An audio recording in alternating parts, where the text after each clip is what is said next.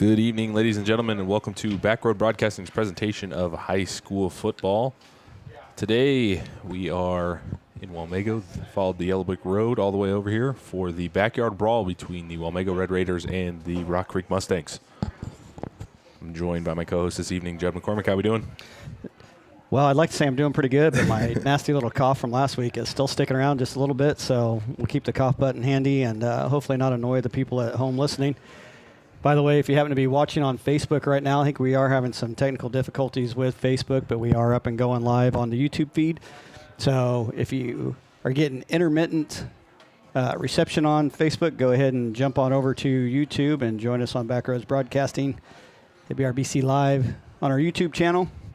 The guys are working diligently over there to try to get Facebook up and going, but, you know, when you're dealing with billion-dollar corporations, sometimes you're at their mercy. But, yeah, here we are in Wamego, backyard brawl, happening again for the first time since 2017. Wamego winning that game back in the day. That had been my youngest daughter's freshman year over here at Wamego High. The grandstands look a little bit different last time we were here, but, yeah, traveling trophy somewhere around here. I tried to find it before the game, and honestly, the coaches just really don't care that much about it. I think they just care more about the game itself. Yeah, if I had to guess where it's at, it's probably in between Highway 99 and Flush Road, somewhere in there.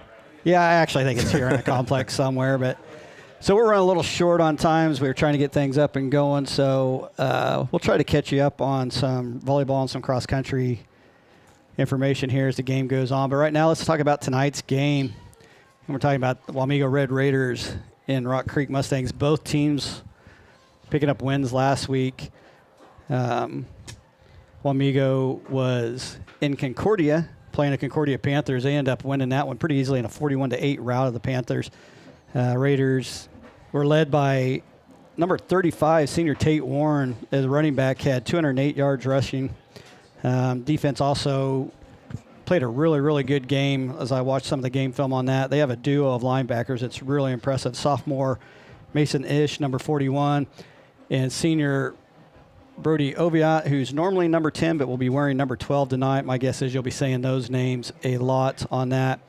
They were combined for over half the tackles by the defense last week. It was pretty impressive. You throw in number 24, the senior Caden Kern, and I think the three of them were involved in about 80% of the plays that the Raiders had going on. We will step away just for a second here as we get ready to do the national anthem. We'll be right back with some more stats and highlights from last week.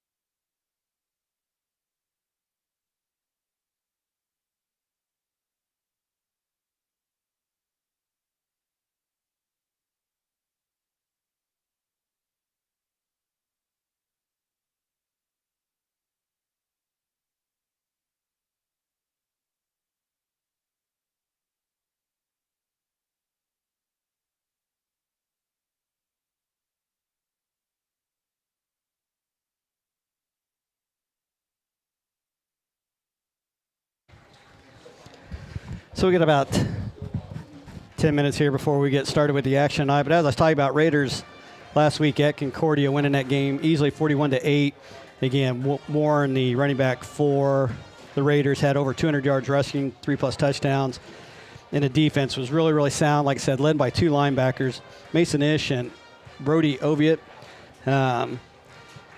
They kind of mixed up their defense. They ran a lot of 4-3. What's really, really interesting, I found out tonight, and most listeners maybe already know this, but Weston Moody, the head coach for the Red Raiders, and Coach Shane Seaman for the Mustangs, actually used to be on the defensive staff at Manhattan High years ago. So very familiar with each other, run the same kind of style of defense. So, and I actually think that might be kind of the key to tonight's game. Everybody's going to be talking about these offenses all year, but the defenses, I think, is what's really going to be key. Last week, the Raiders ran about 70% of the time, threw for the other 30% of the time, had 101 yards passing.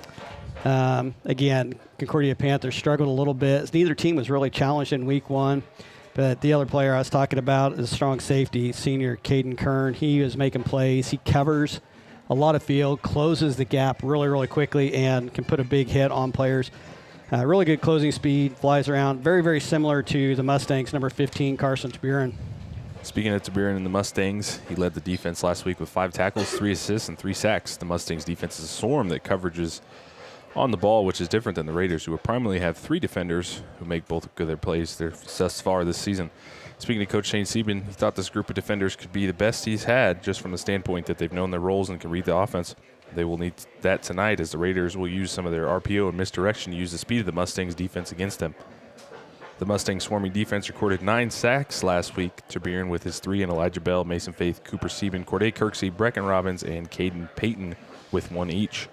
Landon Snyder and Noah Valberg both had interception for touchdowns, and Jesse Lies had the Mustangs' 3rd pick of the night. The offense had a good night as well, led by some seniors with starting number 8 quarterback Mac Lee, who threw for 131 yards on 7 of 17 attempts with 2 touchdowns and 2 interceptions. Lee also had 42 yards rushing and added 2 more touchdowns on 8 carries. Number 26 senior Drew Becker had 87 yards on 13 carries and 1 touchdown, with the most of the work coming in the first half alone. Elijah Bell became an early favorite target for Lee, snagging 5 receptions for 116 yards and 2 touchdowns, including 1 50-yard bomb to strike pay dirt. Mustangs did suffer some who's on both ends of the ball. Timing was an issue with that offense, but expect that to look better this week. Corners were sometimes quick to release the receivers with a scrambling QB. Talent of the Raiders is higher than the Cyclones last week, so things will need to be improved on this week.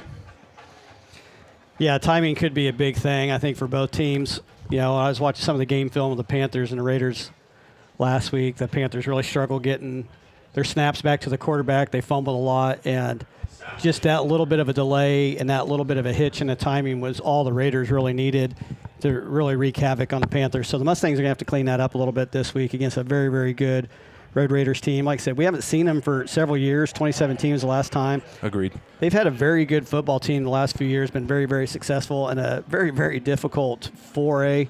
Yeah, it's just a gauntlet. I mean, whether we're talking about football, basketball, softball, baseball, I mean, it's all teams are going to face each other at one point, and I mean, one team could be out of the top 10 and in the top 10 the next week, so it really just depends. Yeah, the 4A is not terribly different from the 3A, where it seems like you have the same teams year in and year out that just is consistently really, really good. You know, the 4A in the West, Arc City down there, they play in a Chisholm Trail League, Division II, which is basically the college equivalent of a super league here in Kansas high schools. They have all kinds of schools in it. But, everybody's got to go through them just to get to the championship game. And most of the time in 4A, when you get to the championship game, you're rewarded by having to play Bishop Mies or somebody like that. Exactly. So it's not terribly different than 3A, where, basically the last few years everything's gone through Andale or Cheney, and really the east side we talked about before. It's Holton and Hayden. Hayden. I mean, that's really what it comes down to on the east side. You may occasionally have a Perry, Lecompton, or some other team kind of step up that's challenges, but for the most part, the east is going to be Holton or Hayden, and right now, until somebody proves them wrong, the West is going to be Andale or Cheney. Right. So, yeah, this will be a good challenge for both teams early on in the season. I think you'll see very similar styles. Again, the defenses are going to be set up the same. The guys came from the same defensive background. Right. Raiders are going to be running really similar offense to what we saw last week with Bishop Ward, but again, the talent level is completely different than what we saw Bishop Ward, so I think what we'll see more out of. Well, I mean, definitely. I mean, Wamego had Concordia last week, pretty one-sided win. Bishop Ward versus Rock Creek, one-sided win. So we could be in for offensive fireworks or a defensive mastermind here tonight. I think it really just depends on what team can come out early and really set that tone, whether it's the Mustangs or the Raiders. I think, like you said, similar schemes, similar coaching background for both teams. But like I said, I think we'll be in for a classic here tonight. Yeah, I mean, everybody, when they look at the scores, you got 41 to 60-some between the two schools, so over 100 points scored between the two last week. Everybody's going to be focused on the offense, but Right. I really think defense is going to be what it is tonight. I don't see either team scoring 40. I could be wrong, but I think it's going to be a really, really close game. I think there's going to be a lot of back and forth. I could see one team jumping out to a quick early, 2-possession lead, and then the other one kind of fighting back and being back and forth all night. We just don't know. I talked to several people on the parking lot here, and they're very curious as well. They just don't know what to expect. Neither one of them could really judge based off the first week opponents just how good these teams are. Yeah, and this I guess it's back on the rivalry now, but really, I mean, it doesn't get much better than this. Friday Night Lights, packed house, and ready for some football. Yeah, it's good for the fans. It's good for the players and the fans. The coaches, it's just another game to the coaches. I don't think they get too hyped up into the rivalry or the backyard brawl aspect of it, but certainly the fans do. And captain's coming out to the middle of the field for the coin toss for the Raiders. It's going to be number 12, Brody Oviatt, normally number 10 linebacker, number 1, Harper Lowell, number 72. Don't have that on the roster. I'll have to figure that one out later. Number 19, Kason Hall for the Raiders. And for the Mustangs, it'll be number 8, Mac Lee, number 26, Drew Becker, number 61, Mason Faith, and number 74, Caleb Conroe.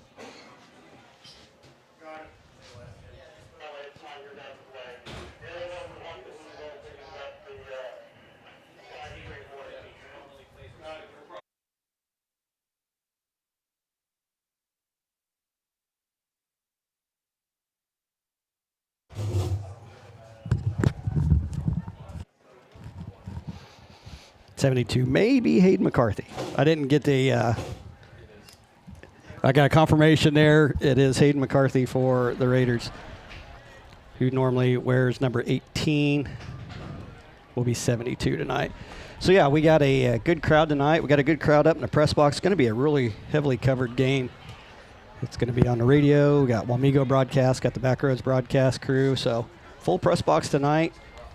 So, throw in some radio traffic in. There we go. We may have all kinds of noise happening in the background.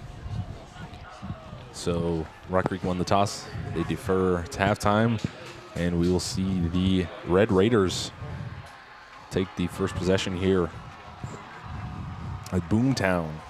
Boomtown, yep. I like to call it. Yep, they're proud of the Boomtown. I saw the Boomtown flags out in the parking lot. They were tailgating early. Went around and talked to several people out there tailgating. Yeah, I was on my way home from work, and it was about 4 o'clock, and I finally got to Wamego's, headed back towards Manhattan. And, yeah, sure enough, it was pretty much a full parking lot by then. I was surprised. I was worried I wasn't going to be able to find a spot when I was rolling up to the stadium here this evening. But I did not wear gang-neutral color. So, yeah, walking around in the parking lot without wearing Wamego red, I got a lot of funny looks, and not too many people wanted to talk to me, but once they started talking, they opened up and were good folks out there. So, yeah, the Backyard Brawl is back for the first time in 7 years here in Wamego. So hopefully you're tuning in to Backroads tonight. We'll try to keep you abreast of the K-State, KU scores as well, but I'm sure you have those going. Again, if you're tuning in on Facebook, if you're running into any kind of issues on Facebook, please jump over to our YouTube channel. It is up and going strong.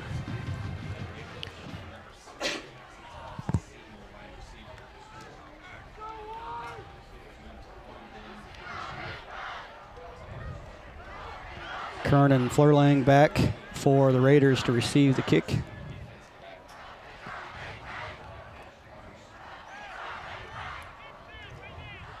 kicking off for the Mustangs, number 31. Jackson Pendle.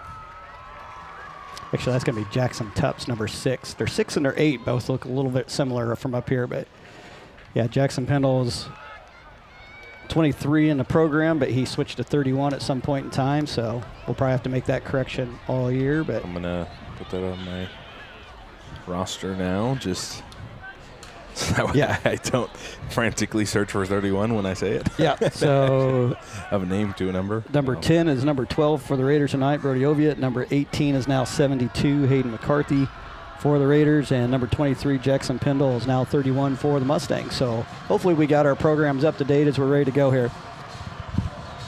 So we are all set for the backyard brawl here this evening. Dell will get things kicked off. Here we go. Kern will take the touchback. And now we get a first look at this Red Raider offense. It's a good collaboration up here between the Wamego broadcast and ourselves, trying to get our rosters all straight. They know what's going on their team. We know a little bit what's going on ours. So if we run across any other changes, we'll try to keep people abreast. But again, we should see very similar style offense out of the Raiders that we would see, either out of Bishop Ward last week or even the Mustangs themselves. They'll run a lot of spread tights. Jace Johnson, the receiver at the bottom of your screen, too far side. Sends two in motion. Here's the handoff up the middle, bouncing off one defender.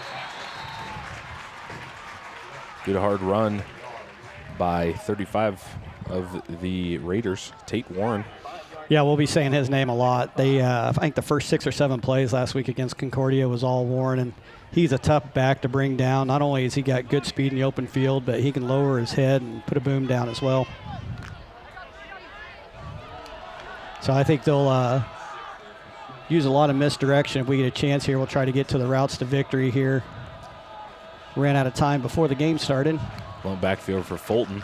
Man in motion, quarterback keeper, bounces it outside, bounces off one defender, and he'll be brought down at the 35-yard line. Approaching a Mustang territory, gain of 9 on the play.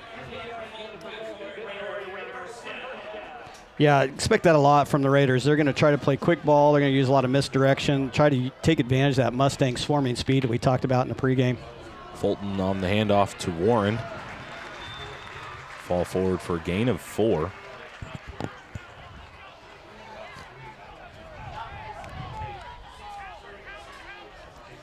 Herta Mustangs on the stop.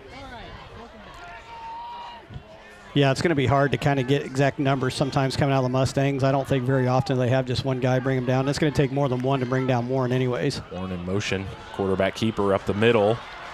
We brought down just shy of midfield.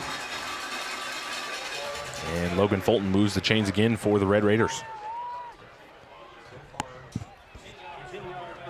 Yeah, so right now it's Warren for 5, Fulton for 10 in the last 4 plays. So establishing a bit of a pattern here. Even though it looks like it's going to be a pass most of the time, they do favor the run often. Empty backfield for Fulton. Sends the man in motion. Looking. Quarterback keeper bounces it outside. Can't make the initial tackle. Nice hit on the edge by number 1, Eli Bell. Brings Warren down for a gain of a couple on the play.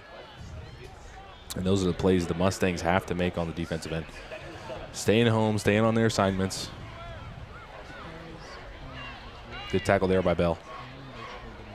Yeah, and with the scrambling quarterback, we talked about it last week. Sometimes our corners release just a little bit early to come up and try to make a tackle on that scrambling quarterback. Got to make sure he's past that line of scrimmage before he come up, and Bell did a good job right there, making sure he didn't get to the outside edge. Bell doesn't make that tackle, he's probably gone. I was just getting ready to say that.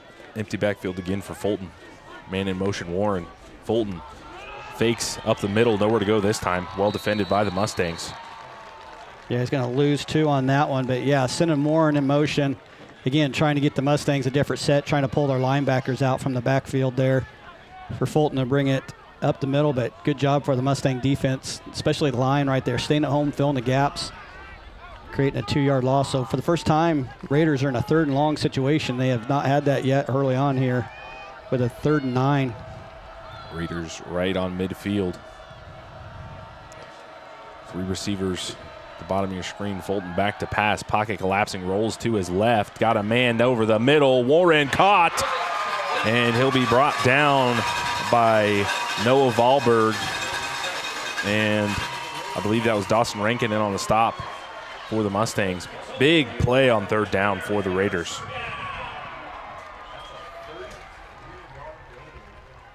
Yeah, so Warren Tate there coming out of the backfield, going in motion, going down deep, just got left alone.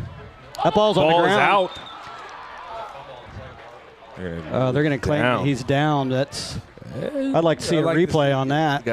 We got a replay going over there, boys? On that one.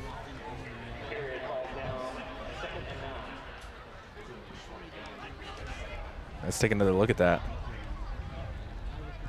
Just give us to Warren right there. That ball Knees is out. down. Knees down.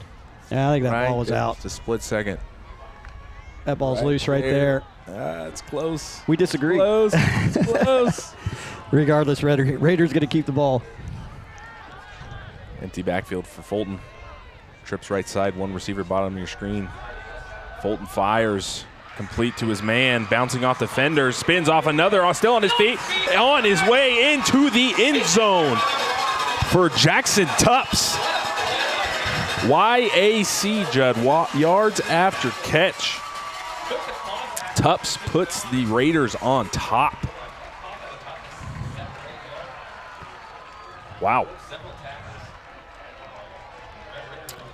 Yeah, that was an excellent play. Just sit there over in the middle. I think the Mustangs got caught up in a zone right there, found a soft seam. But yeah, yards after catch. I think he was hit multiple times. And again, Mustangs need to wrap up. They're going to make that tackle.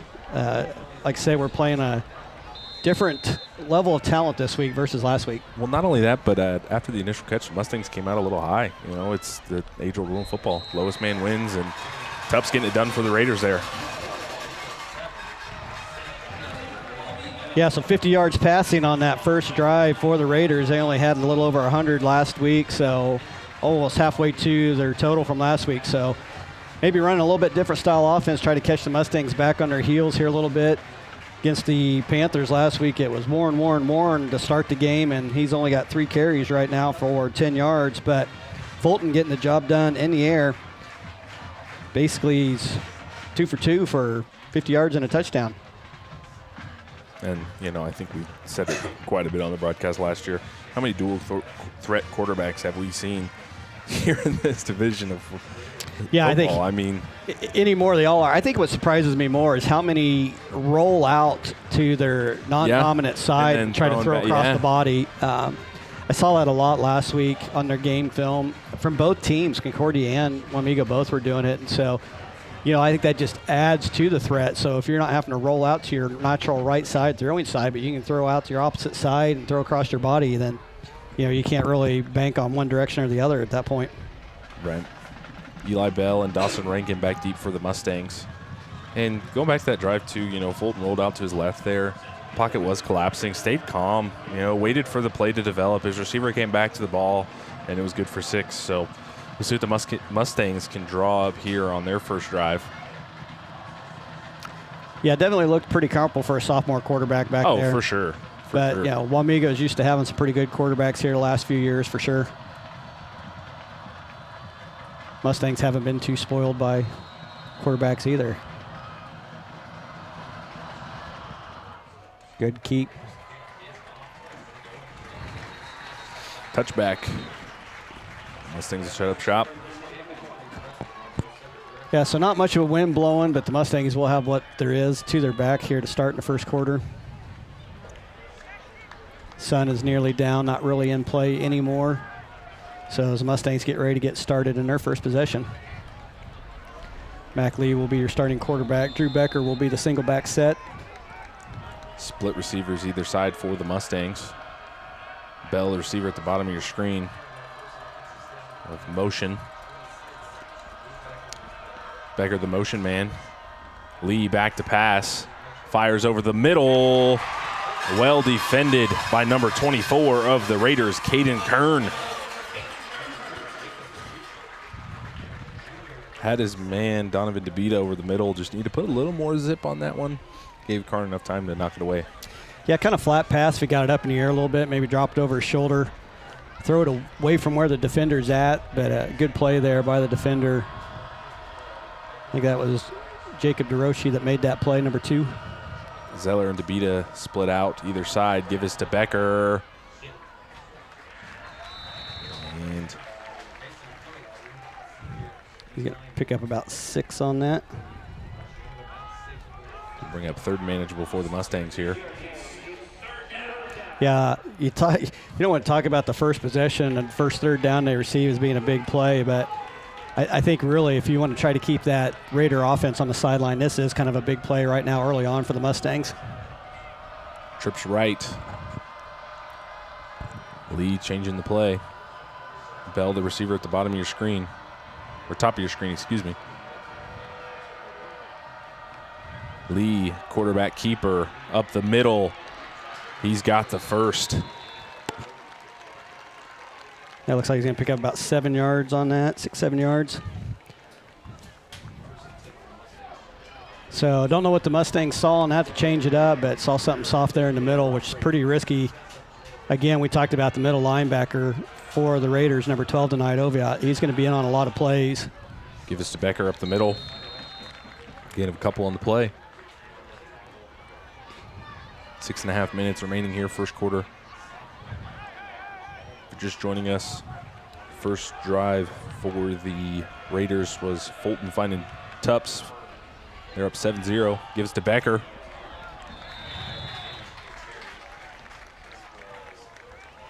Be chopped down by number 8. That's Mason Flerlog for the Raiders. Yeah, well, I'll bring up a 3rd and 3, so they can pick up 3, 4 yards. And good penetration there by talking about it. Ish for number 41, outside linebacker, is going to make a play. That's forcing the Mustangs into a 4th down. They're going to have to make a decision here, see where they go for it or not. Looks like they are keeping the personnel to go for it here on a 4th and long 3. Might see if they just try to get him off sides here. But yeah, we have seen Mustangs go for it in the past. Yeah, number 12, Oviatt there in the middle. Number 41, Ish, the outside linebackers. You're going to have to put a body on them if you want to make a running play tonight. Lee drops back to pass. Fires. Bell. Good route there from Bell. Nothing too fancy, gets the job done. About a 5 to 8 yard out route for Bell. Right at the sticks. Good for the first. Yeah, good call there by the Mustangs. Got Bell on the out pattern. Again, we talked about it. He became a favorite early target on last week, number 1 there. He's going to have a big game, I think, tonight. Zeller motion man will have an option between Lee and Becker. Lee good for about a 4-yard gain there. About 2nd and 6 for the Mustangs.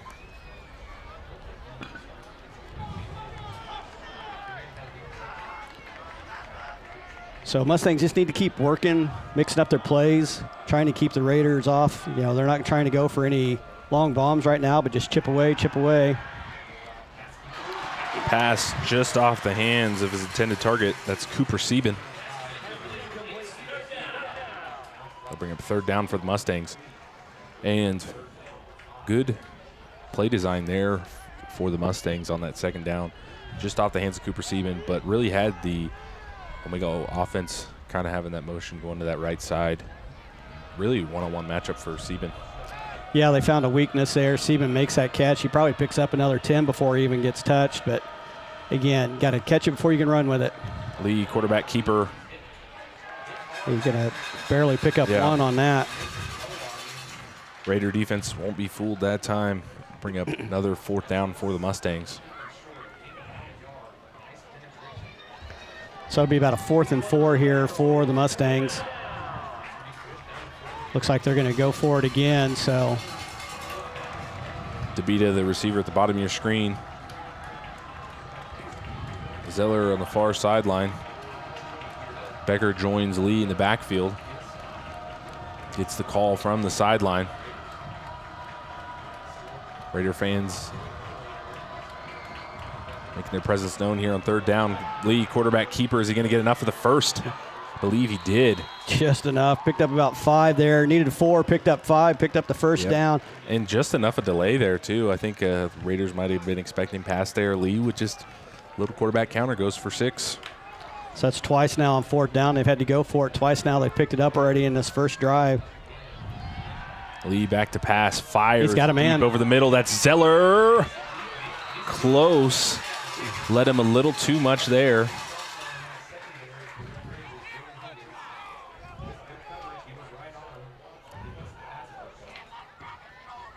Well defended by the Raiders. Yeah, Riker had a step on him.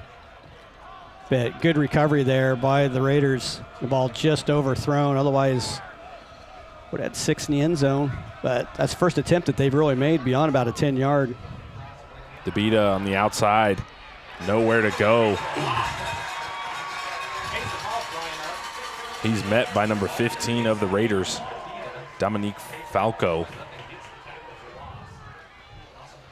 Yeah, that nowhere to go there for DeBita. He's in no man's land.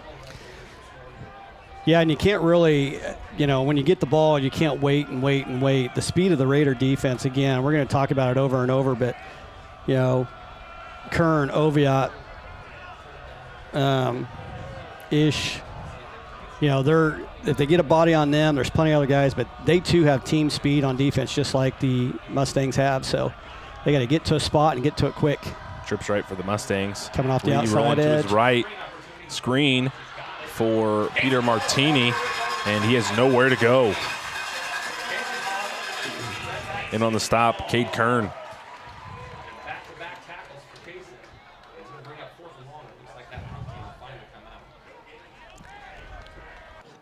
So Mustang offense finally stalled again, trying to use some misdirection, catch the defense off guard, but really linebacker stayed at home right there, and the safety stayed at home right there, and nowhere to go. 4th and 11. Looks like the Mustangs are going to punt. Jace Johnson and Caden Karn back deep for the Raiders. Bell punts it away. Nice high punt. It's going to take a bounce. And yeah, looks like the punt team got distracted by the return man right there. If they'd have been looking up and find the ball and maybe able to pin them back. That was a really good punt there by Bell. But learning lesson there. So 1:59 left to go here in the first quarter. Raiders lead 7-0 as they come out for their second possession here. 1st and 10 from the 20. 3 receivers at the bottom of your screen. Empty backfield for Fulton. Warren and Tups split out right side.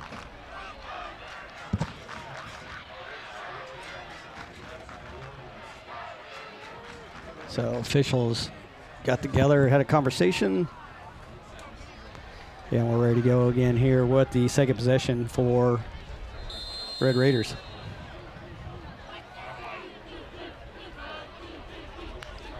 Warren, the motion man, he'll get the call. Fake knee out. Fulton, keeper. He's good enough for a first down. And hurry up now for the Raiders. 1:50 remaining. Fulton quick over screen to Warren. We're going to have our first flag of the evening.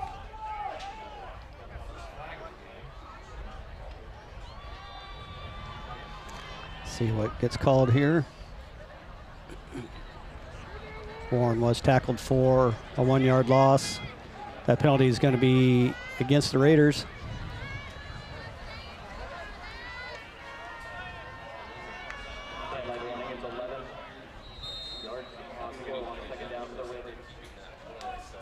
Mustangs are going to decline that, bring up 2nd and 11.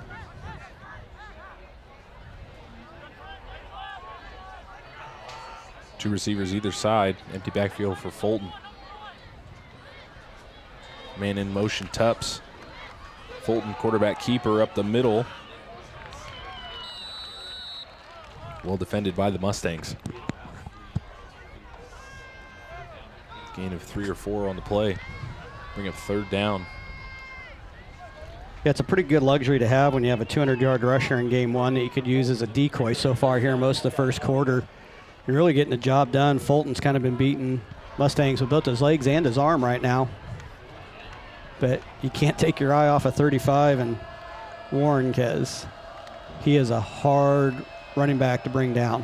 As I say, that was probably definitely a key to practice for the Mustangs this week. 200-yard rusher. Could be an impact player of the game here, of a motion from the Raiders offense.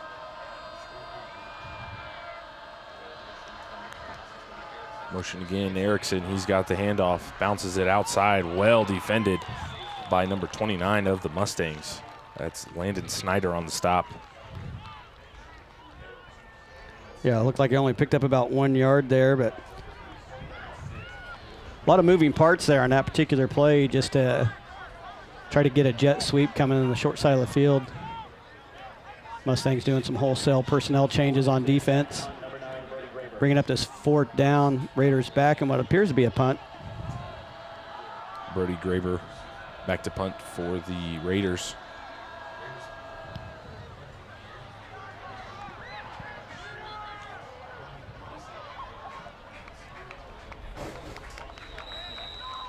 So Mustangs start with about the 23-yard line, 22-yard line.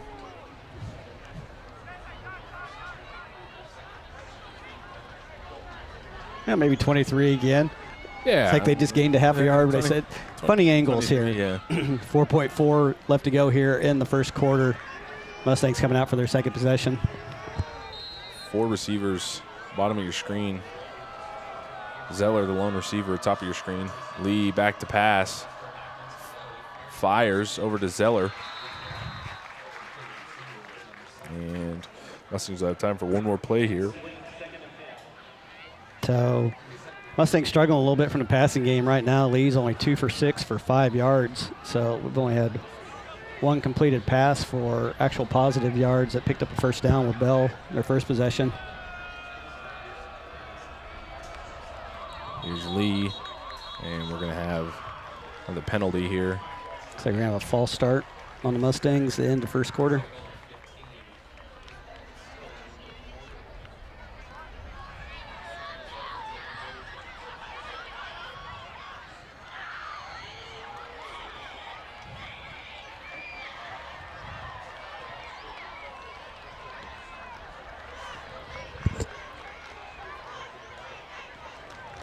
Yeah, false start on the Mustangs.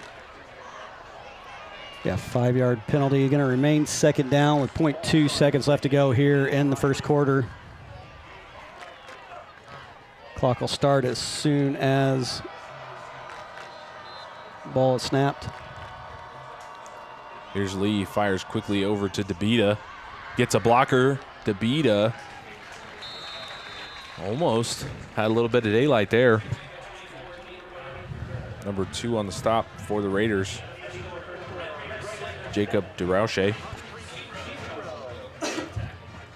I'll bring up first break in the action. That action will be brought to you by AP Graphics.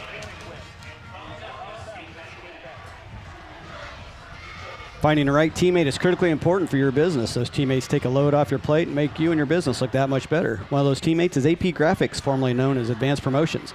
Best screen printing and embroidery around polos, tees, uniforms, hats, and that's just the beginning. AP Graphics is that clutch teammate for so many reasons. Ask AP Graphics about hosting an online store for your team or business. AP Graphics, formerly known as Advanced Promotions, online at shopap.net or call 494-8282. That's AP Graphics. Also brought to you by Faith Furniture. Serving in Manhattan and the surrounding area since 1952, Faith Furniture takes pride in the value, selection, knowledge, and family experience they share with all their customers. If you're looking for a full arrangement of quality name brand furniture for your living room, dining room, bedroom, or office, Faith Furniture has what you're looking for. With a full lineup of furniture and mattresses in stock for pickup delivery, stop by today and save at Faith Furniture, located at 302 East Points in Manhattan, Kansas. See them this weekend, see what kind of deals they got going on. When it comes to buying new furniture, you got to have faith.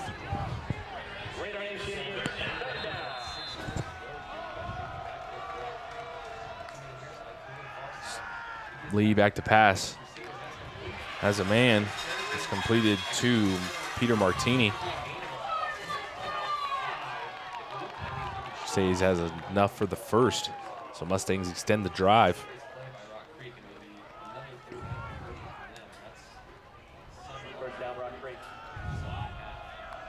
Here's Lee, handoff to Becker. Well defended by the Raiders defense. That's Brady Oviatt on stop.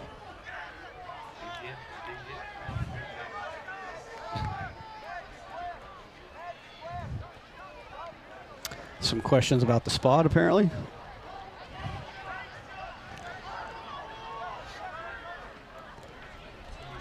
So a 3-yard pickup there by Becker. Going to be a 2nd and 7.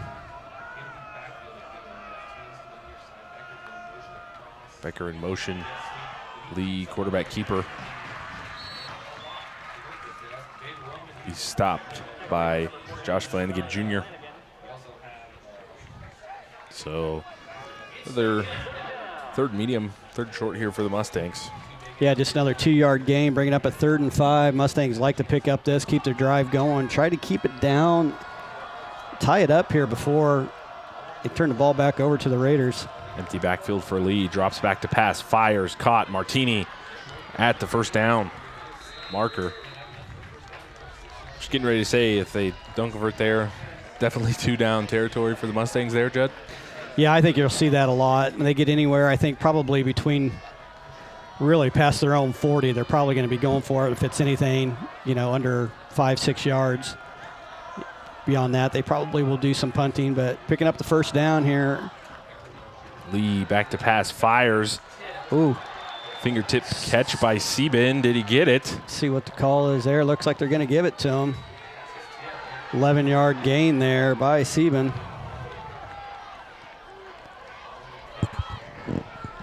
Sieben able to hold on to that one for the first down. Empty backfield again for Lee. Zeller, the receiver at the bottom of your screen. DeBita and Becker far side. Becker in motion. He'll get the call on the outside, bounces it outside. Nicely defended by number 13, Dylan Higgins. And another, saving drive tackle there from the Raiders. Higgins doesn't get that one. Becker had some green fields in front of him.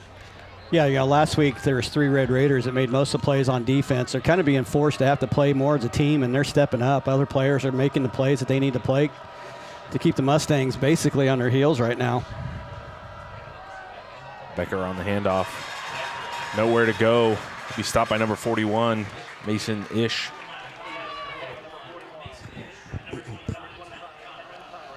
Yeah, not easy running going on out there right now for Becker. That was the 7th carry, sitting at about 18 yards. I know we didn't get to our keys of the game, but timing definitely could be a factor here for the Mustangs on offense as Lee checked down to Becker, bounces off one defender, still on his feet. He'll be shoved out of bounds by number 24, Caden Kern of the Raiders. Good enough for a first down. We're going to have a flag on the play. But what I was getting ready to say is last drive for the Mustangs did end up punting the ball away, but that big quarterback run for Mac Lee on that 3rd and 6 really kind of threw the Red Raider defense off their timing there. We'd like to see the Mustangs go through their progressions a little more and see if they can draw out this defense. That penalty is going to be on the Raiders after that 17-yard pickup by Lee to Becker. That's going to take place after the play. So that ball will end up getting pushed all the way to the Raider 12-yard line.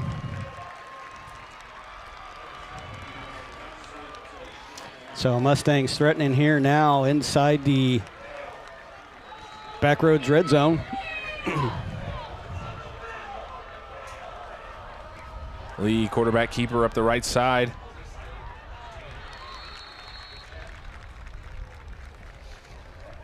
Get it to about the 10-yard line.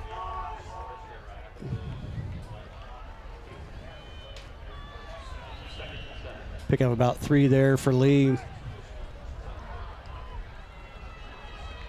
to be 2nd and 7 from about the Raider 10-yard line.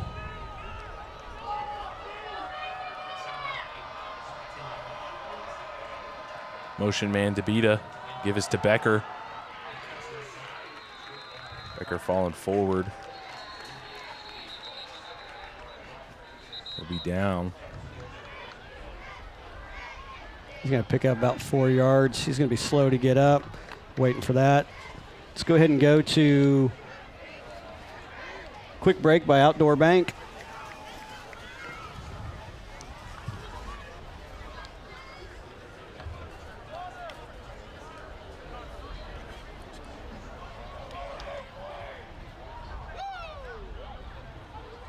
it's extremely important to have a banking partner you relate to. Outdoor Bank has some of the same interests that I do as a 19-year-old college student. The modern conveniences and personalized service allows me to focus on the things I do best. They're going out of their way to make it more like in style and more appealing for people of my age.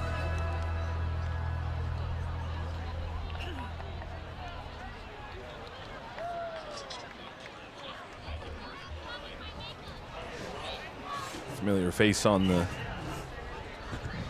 ad break by Outdoor Bank.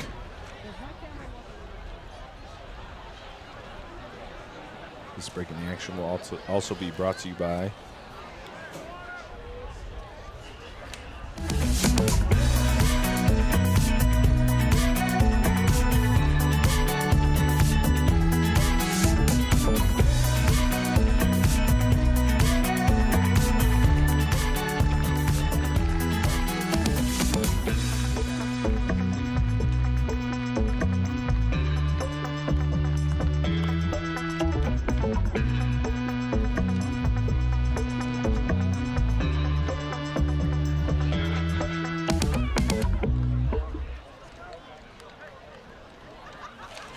back to Backroad Broadcasting's presentation of high school football.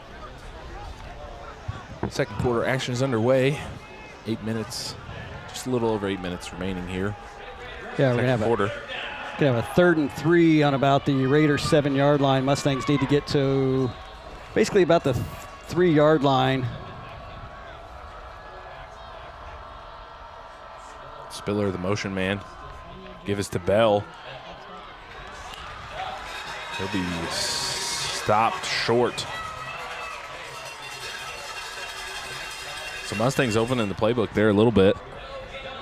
No gain on the play. 4th down for the Mustangs. Yeah, you do have a couple kickers that can kick a field goal easily from this point, but Mustangs want to try to tie this game up.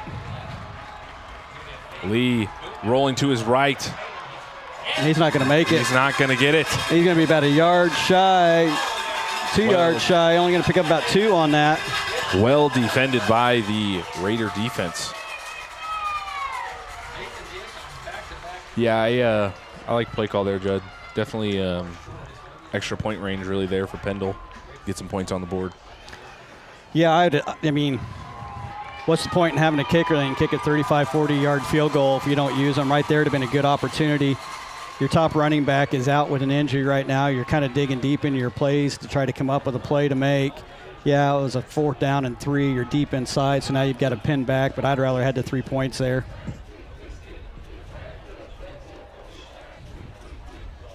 Shift in the Raider offense. Warren will get the call. He can get so low. I don't know if you can see that as you're watching it, but he can really get his shoulders down. For a tall, big running back, he can really get his center of gravity really, really low, and that's what makes him so hard to get down. So good job there by the Mustangs, only giving up 2 yards on that. You talked about it earlier, lowest man wins, and it was hard to get much lower than where he was at on that. Yeah. So just his 4th carry of the game, sitting at about 12 yards, but Fulton really has been the player to watch for the Raiders right now, QB1. Tups in motion. Hand off to Warren again. Did he get enough for the first? He only picked up about 2 on that. Bring up a 3rd down for the Raiders. So it'll be about a 3rd and 6. Big play here by the defense, try to keep them pinned back. I think even if you can just hold them to a yard or 2, they will most likely try to punt it out of there. I don't know if they want to turn the ball back over that close and that deep in their own end.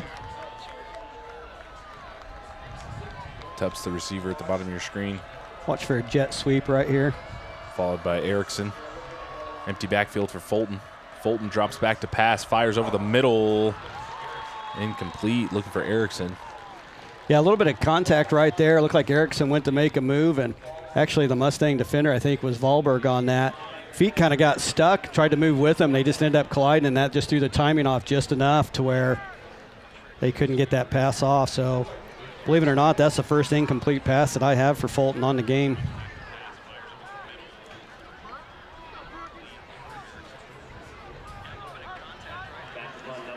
So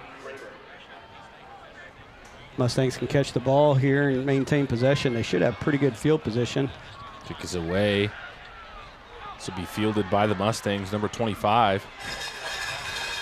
That is Jacob Perkins. He'll be brought down at about the 41-yard line. We've got cowbell, in case you didn't notice that at home. We are in the press box on the Raiders' home side. Apparently cowbell right outside the window. I got a fever, and the only prescription is more cowbell. I'm going to really want more cowbell. First 10 for the Mustangs.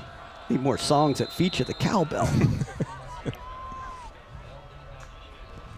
Bell, the back for the Mustangs, bounces it outside. Nowhere to go. Number 2, Jacob DeRouchie, and number 13 on the stop, Dylan Higgins.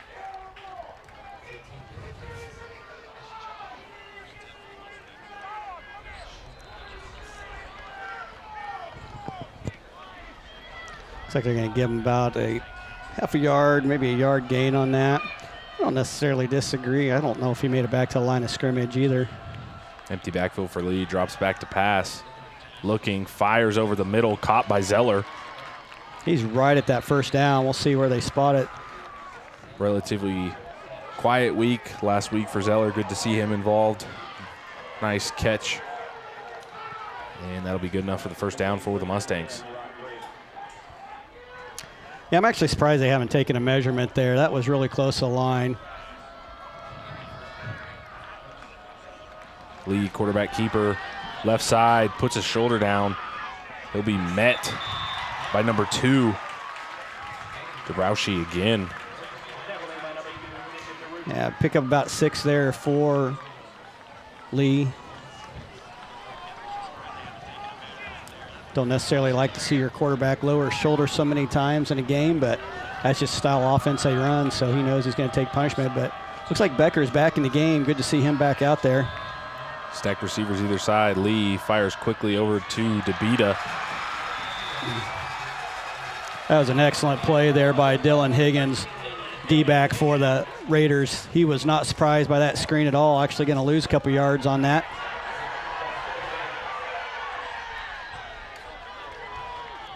Raider fans a little upset with the spotting of the ball there. Third down for the Mustangs, empty backfield for Lee. Bell, the receiver at the bottom of your screen, 4 receivers far side for the Mustangs. And we're going to have a timeout, Red Raiders. The timeout's going to be brought to you by Garden Center by Tossic Landscape. The Garden Center by Tossic Landscape is your source for tools, soil, fertilizer, pest control, seeds, plants, flowers, trees, and shrubs. Garden Center by Tossic Landscape has what you're looking for on site for that one-stop shopping experience. With helpful, friendly, and knowledgeable staff on hand to answer any questions you may have about your local landscape or garden project. Visit them at 4245 Appleyard Road and be sure to follow their Facebook page for up-to-date information about hours of operations, current sales, and Garden Center events. The Garden Center by Tossic Landscape, enriching lives through the outdoors.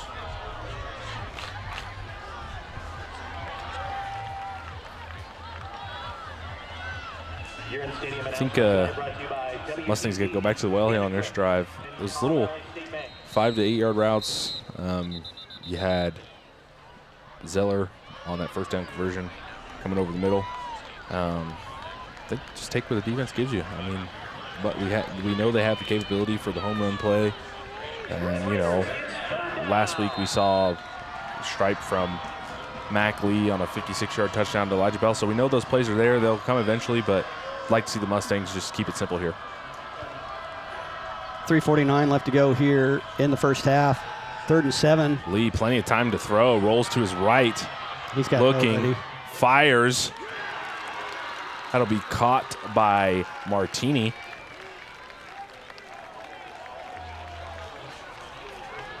Gonna pick up about 5 yards there. Be just short of the first down marker.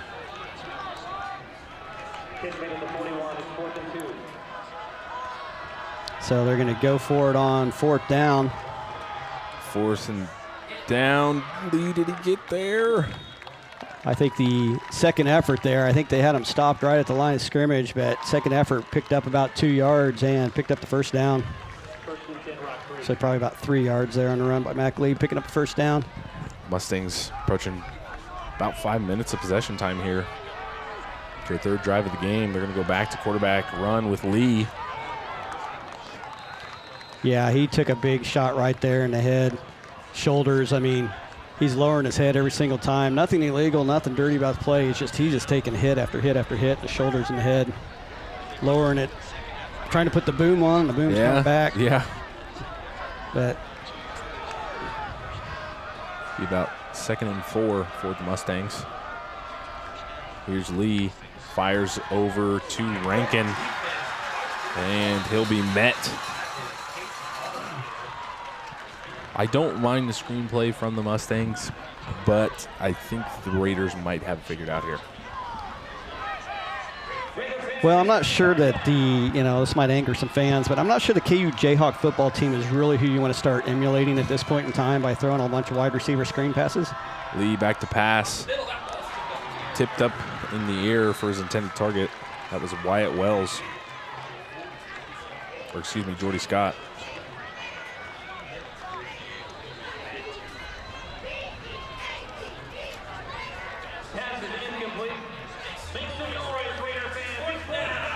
Fourth down now for the Mustangs. So this will be the 5th attempt that they've had to make on 4th down. They are 1 for 5 on 3rd down attempts. Right now they are 2 for 4 on 4th downs. See what they can actually get accomplished here on their 3rd possession. 4 receivers near side, 1 receiver at the top of your screen. That's Bell. Had an individual matchup with number 19, Kaysen Hall. Yeah, we're going to have a timeout. That timeout's going to be brought to you by Tossic Landscape. Tossic Landscape specializes in high-quality landscape, irrigation installs, and much more. Their team of experienced professionals specialize in all aspects of landscaping. Whatever your landscaping needs are, large or small, Tossic Landscape is there to help. Contact them today at 785-564-1727. Schedule a free consultation and start transforming your outdoor space into the oasis of your dreams. You can also visit their website at www.tossiclandscape.com for a full list of products and services. Located at 4245 Appleyard Road, Tossic Landscape, enriching lives through the outdoors. Also brought to you by Faith Furniture. We have time to get this in. Serving the Manhattan and surrounding area since 1952, Faith Furniture takes pride in the value, selection, knowledge, and family experience to share with all of their customers. If you're looking for a full arrangement of quality name brand furniture for your living room, dining room, bedroom, or office, Faith Furniture has what you're looking for. With a full lineup of furniture and mattress in stock, pickup or delivery, stop by today and save at Faith Furniture, located at 302 East Points Avenue in Manhattan, Kansas. When it comes to buying new furniture, you've got to have faith. Bell, the lone receiver at the top of your screen. Let's see if the play goes to him. He had the matchup with Kaysen Hall. Lee drops back to pass, fires in and out of the hands of his intended target, Dawson Rankin.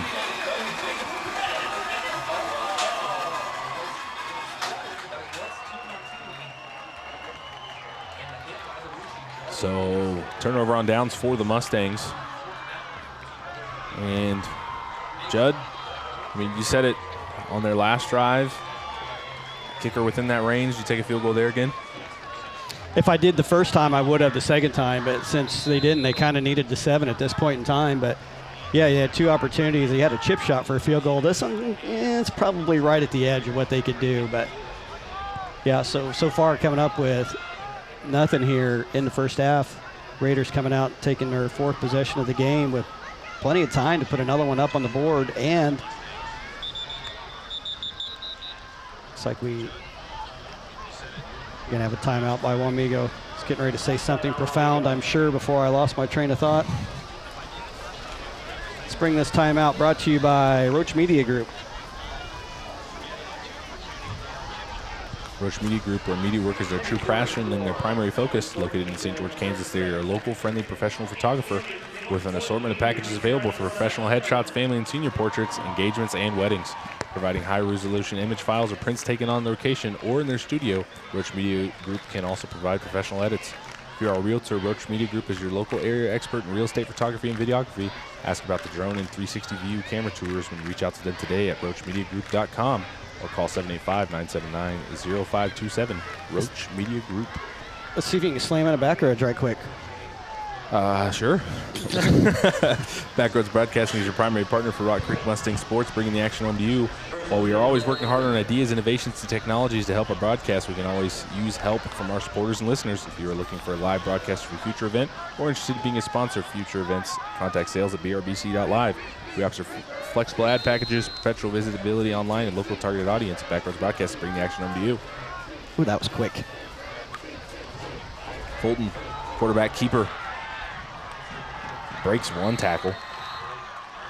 Yeah, good second effort there. Picked up a couple more yards. Ended up picking about 4 on the play for Fulton. So we talked about before the game, you know, the points both teams put up last week, everybody's going to be focused on the offense, but this has really been kind of a defensive struggle. Other than the first possession for the Raiders, Mustang defense has really kind of held their own. Empty backfield for Fulton. Pocket collapsing, fires over the middle. Tups drops a man, still on his feet. And he is well into Mustang territory. We're going to have minute 45. Raiders in the hurry-up. It's like a 45-yard pickup there for Tups. Let's take another look at that one after this. Fulton fires over, bobbled. Hendrickson has it. So before this next play, we're going to take an instant replay look at that last play with Tups. Can we? If we can. They're in a hurry up. They're hard in the hurry up. Minute 20, clock is running. Fulton back to pass, fires quick over to his left, and I have a flag on the play. We're going to have an illegal procedure on the Raiders. Moody out on the field.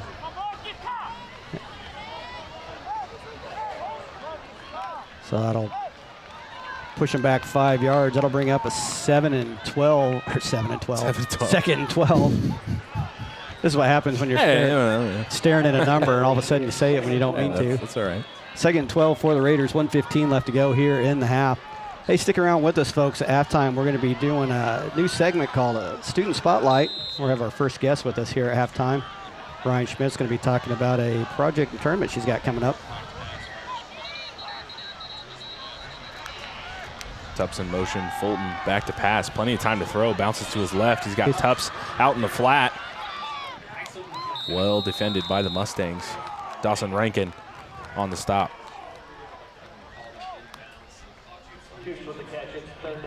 Yeah, pick up about 5 yards there. I don't think I disagree with the fans there. I think he did get out of bounds. Clock's still running. 45 seconds left to go here in the first half. 3rd and 8 here on the Mustang 21-yard line. He had a couple shots right here. Fires over the middle. That's caught. That's going to be a pickup of a first down. Down for the Mustangs, or excuse me, the Raiders. That is caught by Harper Lowell. 30 seconds remaining. And that'll stop it. 25.9 remaining here, second quarter. Pass was complete to Lowell. After the spike, it brings up 2nd down. Goal to go for the Raiders. Fun fact, that spike of the ball was the 2nd incompletion by the Raiders.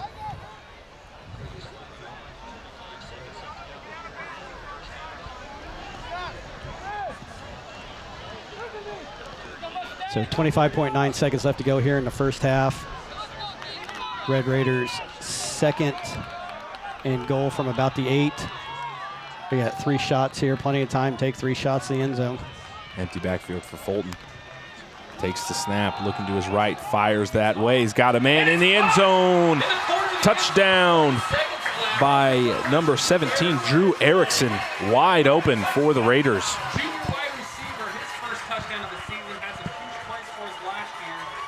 And picking right back up, he has several catches on that drive. The Red Raiders touchdown. Yeah, so we talked about it.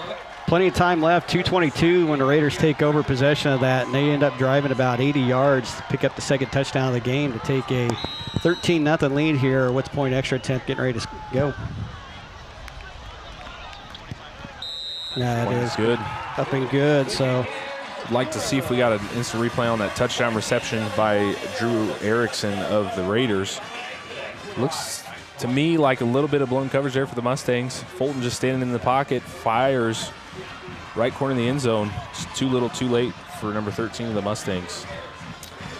That'll be Noah Valberg. yeah, Valberg trying to get over. I think I wonder if there was a miscommunication on a crossing pattern there. Safety went with the receiver, and by the time Valberg can make the recognition, it was too late. Receiver is open there in the corner. Easy throw, easy catch. Fulton right now is sitting at about 7 for 10 in the first half with 2 touchdowns. One to Jackson Tupps on 17 yards, and that one to Drew Erickson for 8 yards. So we talked about Tate Warren at the beginning of the game. Tate Warren's only got 5 carries for about 14 yards right now, so he has basically been a decoy. While Fulton has pretty much taken over the game right now in the first half with his legs and with his arm. Sophomore quarterback for the Raiders getting the job done. Mustang defense just got caught back on their heels there, and they're going to have to find an answer here at halftime. 21.2 left to go. I expect the Raiders probably just to, actually they got a strong enough leg to kick it out of the back of the end zone. Normally you'd see a squib kick here, but the leg they've got, let's go ahead and kick it back there and let the Mustangs take over from the 20-yard line. See what they can kind of accomplish in 21 seconds. Last thing you want to do is throw a pick six or any kind of a turnover right now if you're the Mustangs. You're just trying to get to the locker room.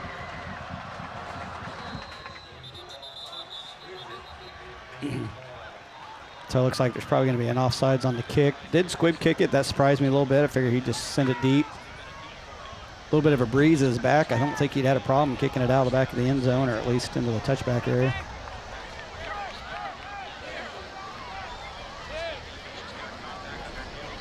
So we'll move back 5 yards and re-kick. See if they stick with the squib kick here. Yeah, now they're pushed back probably just far enough. It's going to be hard for them to kick it out of the end zone, so I imagine they'll do a squib kick up the middle. Wamego will re-kick. I think if you're Valberg right there at number 13, sitting at about the 27-yard line, you got to be super ready at this point.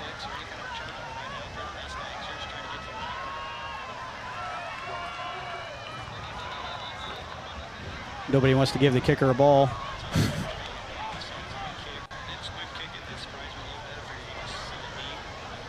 Ah, yes. Got to get the hanky in the pocket before we hand off the ball. Right.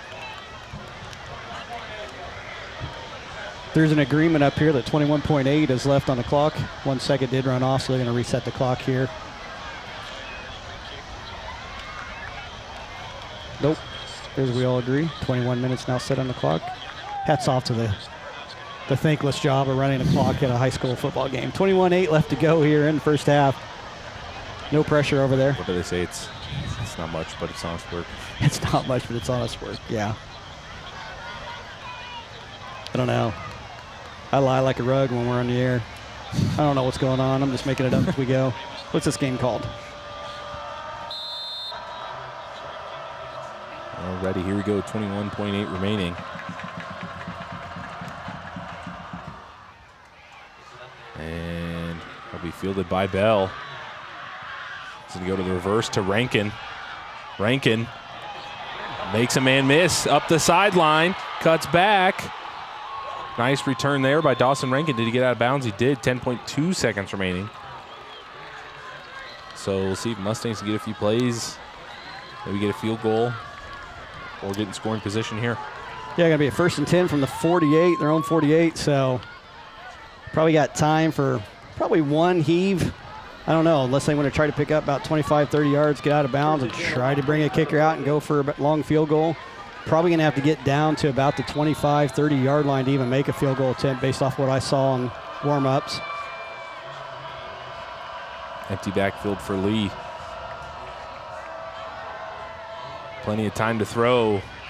Hits Zeller over the middle. 4.9 seconds remaining. Maybe about a 13-yard pickup there. Who made that catch?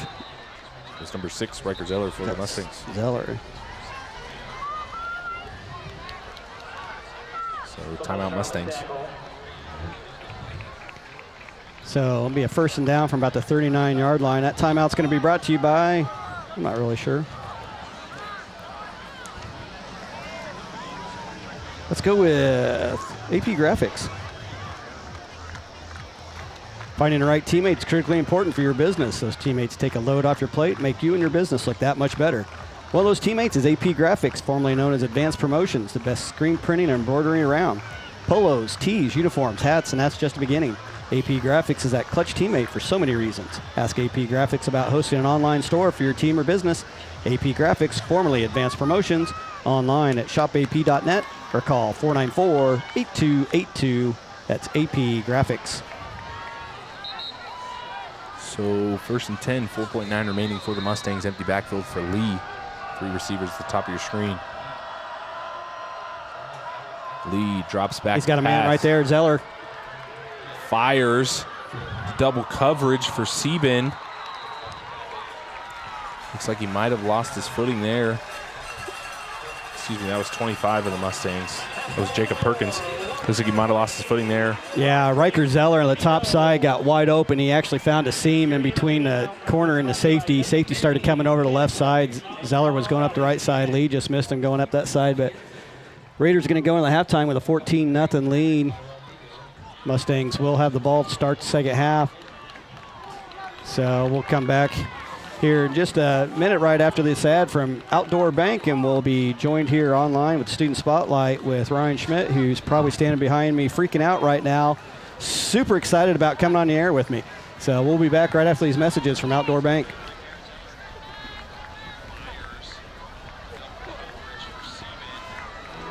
Hey, I'm Avery Johnson, quarterback for the K-State Wildcats.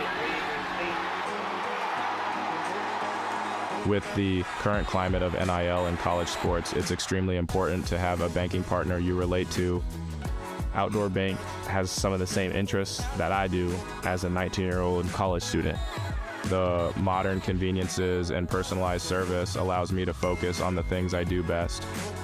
They're going out of their way to make it more like in style and more appealing for people of my age.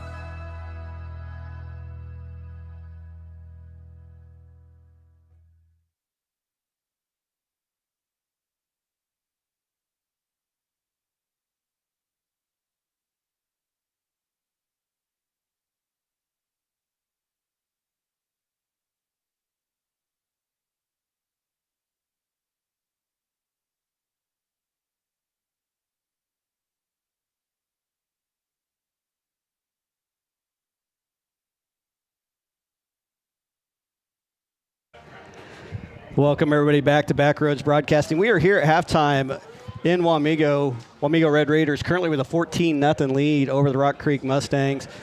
Wamego band's playing out on the field, but while they're playing, we're going to get to a new segment that we're going to be working on here at Backroads Broadcast. We're going to call it Student Spotlight. Joining us for our first Student Spotlight, it's going to be Ryan Schmidt. Ryan, how are you?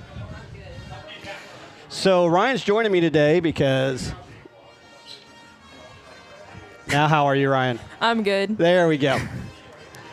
She was all worried about coming on the air. I didn't let her talk while she was on the air, but now she's here, ready to go. So Ryan's joining me because she's got an upcoming event that she wants to talk about here on the air for everybody. And so before we get going, Ryan, just tell us a little bit about you and who you are and what are you doing. I'm Ryan Schmidt. I'm a senior at Rock Creek High School. I'm currently working on my exit project for my graduation credit. For my exit project, I'm holding a free will donation co-ed softball tournament, with all proceeds going to Whitney's Warriors and Nora's Angels. So you're having a softball tournament. What made you pick the softball tournament to have for your senior project? I wanted to pick a project where I could do something fun and be able to give back to the community. I enjoy playing softball and thought it would be a fun event to hold.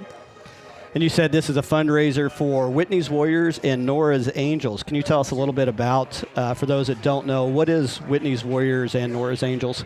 Whitney's Warriors and Nora's Angels is an organization that will financially assist anyone experiencing with unexpected medical diagnosis with financial shortcomings by covering or assisting with housing expenses. The organization was inspired by the experiences of Whitney Mayer of Wamego, Kansas, and Lindsay Travis of Overland Park, Kansas. Two strangers both shocked by cancer diagnosis and blown away by the support of the community of Wamego. They showed them as they navigated their treatments. Eager to now help others, Whitney's Warriors and Nora's Angels is the answer. The organization is a central space for people wanting to help the people of Wamego and our people's people. So far, their contributions are 14 families have received assistance, $1,680 is the family average, 22 mortgage/rent payments, and 3 extended hotels. So this event, I'm going to go off script just a little bit just because I want to throw you a curveball because I know you're excited about it. So before we get to talking about the actual event, is there a personal reason or feeling that made you want to go with one of these organizations? I really just like giving back to people, and that's who I am. I like to help others.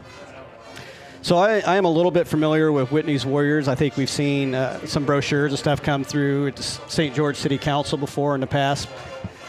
But I think it's a really, really good project. I myself have had family members that have been diagnosed with cancer, as well as friends, and even my age. So this really could affect any family member at any point in time. So I think it's a great idea and a great thing that you're doing, trying to do this fundraiser, contributing money to Whitney's Warriors and Nora's Angels. So if people are interested in playing in a softball tournament to help raise funds, to help Ryan Schmidt out with their senior project, when are you holding this event, and where can they get a hold of you? My event is being held on September 21st, 2024 at the Westmoreland Ball Field. The tournament is for anyone 16 years and older. We will also be holding a silent auction. If you would like more information on the event, or if you would like to donate, you can contact me at 785-477-5284. Yeah, and we'll see if anybody's listening over there. I think we actually had a graphic of your My email is on the bottom. The flyer that you put together. See if anybody in our broadcast booth is paying attention to me at this point in time. I'm guessing not. They're probably all having good times.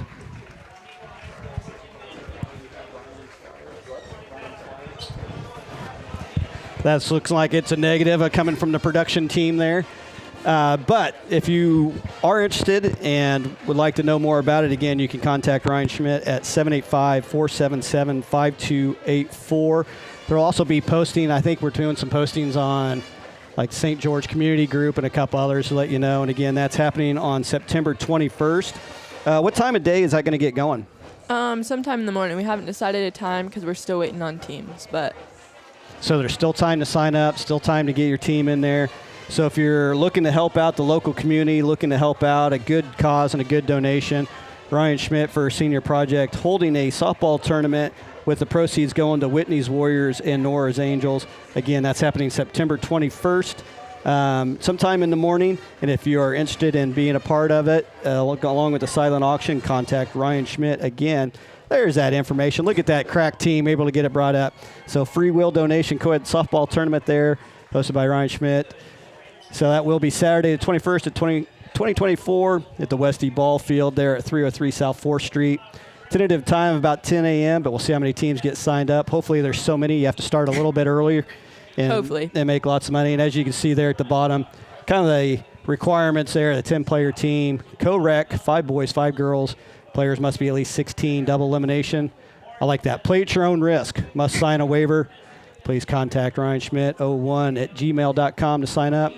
You can also donate without being a part of it through the Venmo at Ryan-Schmidt. And again, that softball tournament will be on September 21st, 2024 in Westie Ball Fields. So now that you're done doing that, how'd it go? All right. Better than expected. Freaking out for nothing. Nobody even knows you're on the air. Turn around and smile at your mom. Get a good picture there. And thank you, everybody, for listening in.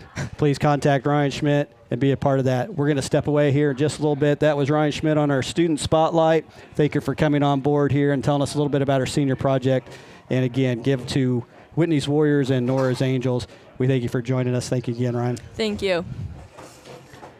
We'll be back in just a few moments. We'll do a recap of the first half. We got about 7 minutes left to go while the Wamego dance team is on. Again, we will have video going, but we'll try to cut down the sound so we don't get into any copyright infringements. But Isaiah will be joining me back in a few minutes, and we'll recap the first half. Thank you again, Ryan Schmidt, for joining us at halftime with her senior project. And again, I'm Jed McCormick. We'll be back in a few.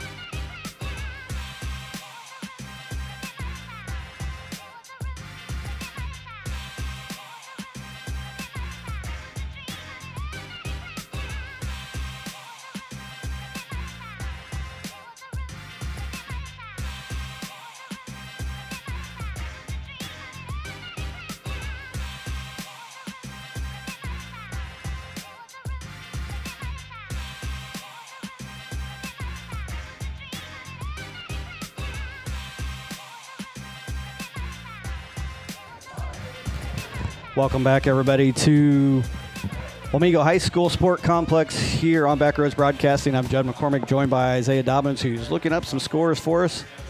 Again, we thank those that stuck around to our student spotlight. Ryan Schmidt talking about our softball tournament with donations going to Whitney's Warriors and Nora's Angels. Raiders lead here at halftime 14-0. Just a little bit of a recap for the Raiders. Logan Fulton getting it done for the Raiders. He is currently 8 for 10 for 120 yards, 2 touchdown passes. He's also getting it done with his legs. He's had 7 carries for 39 yards. Jackson Tubbs has been one of his primary targets, thrown to him 3 times for 67 yards and a touchdown. And then Drew Erickson, 2 catches, 11 yards, but pay dirt on the last one on the 8-yard reception. And it's, Logan Fulton for the Red Raiders. Perfect fantasy quarterback right there. 8 for 10. What did you say? 120 yards, $120, and 2 TDs. Yeah, super efficient. I mean, that's good. That's good for at least 20, 25 fantasy points, and we're not even done with the game yet. So, yeah, very efficient for the Raiders there in the first half. Did have 5 possessions, 2 scores on those 5 possessions. Mustangs with their 5 possessions basically had their biggest threats there towards the end of the game, or towards the end of the half. Mac Lee right now sitting with 11 for 17 for about 38 yards and has 10 carries for about 40 yards. Mustangs currently goose egg on the board, but we kind of talked about that before the game. We thought defense was going to be a big factor. We thought some of the numbers we'd be calling would be, number 12, Brody Oviatt, number 41, Mason Ish from the linebackers. And, last week, number 24, strong safety Caden Kern was making a lot of plays. But really, they've had other players step up and really make some critical tackles right on the edges, open field tackles. For the most part, keeping the ball in front of them and really doing a good job on this Mustang offense. some scores from in and around the state of Kansas. Cheney 32, Kingman 0, Hillsboro 21, Larned 0, Southeast of Saline 14, Clay County 14, Leavenworth 7, Lansing 0. Our score 14-0 here. Tonganoxie 14, Spring Hill 3, Abilene 28, Chapman 0.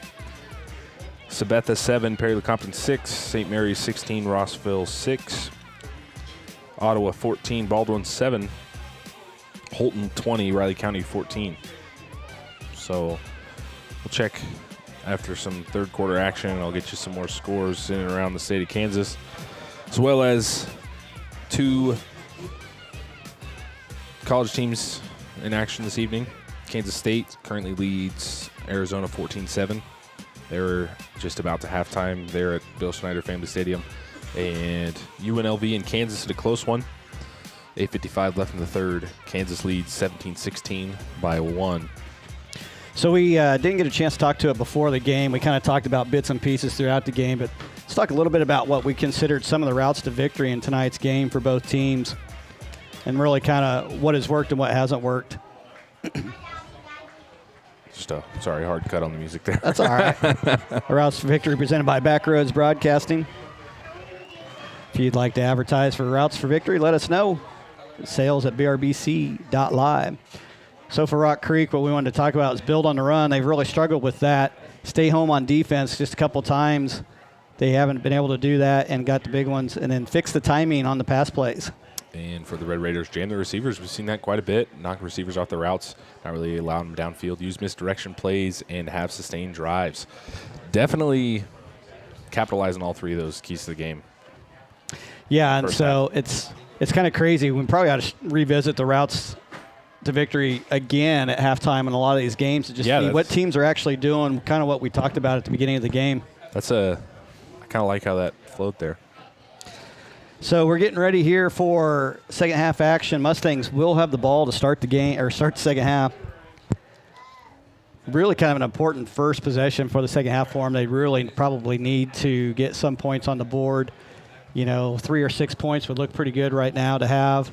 Again, I look back at that 4th down where they went for it, where they were inside the 15, 10-yard line there. I'd like to take the 3 points there. And, I mean, those first 3 drives the Mustangs had weren't terrible. I mean, they were in scoring position. I think they just need to tighten up the screws a little bit on offense, hold their blocks a little longer, maybe catch the Raiders with some misdirections, play action pass. I think they have big play capability in this offense, so we'll see what they draw up here. Yeah, I mean, that's very easily, depending on how things went. You know, they go for a field goal, would have made it 7-3. The second field goal, they were right at the edge, you know. They may not have been able to get it, but still I think it could have been a completely different ball game, really. You know, you change the course, the outcome 7-3 versus 14-0 at halftime. So Mustangs really need to answer right here to start the second half. Nice kick from Brady Graber.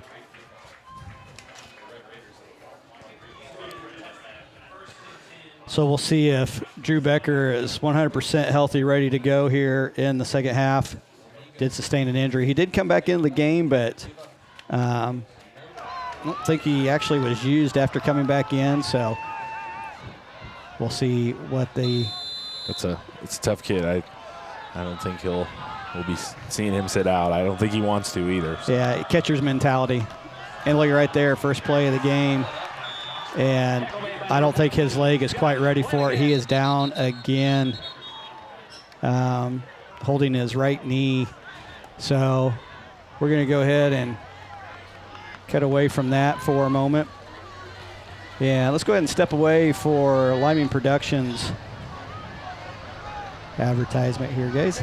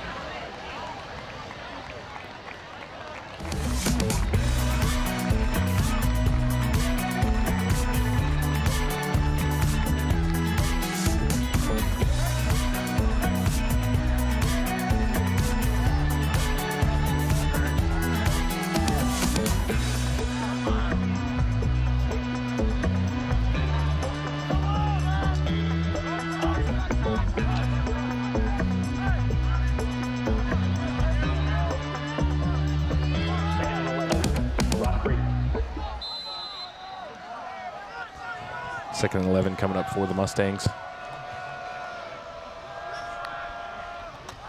Lee fires down the field for Bell. Just out of the hands of his intended target, Elijah Bell.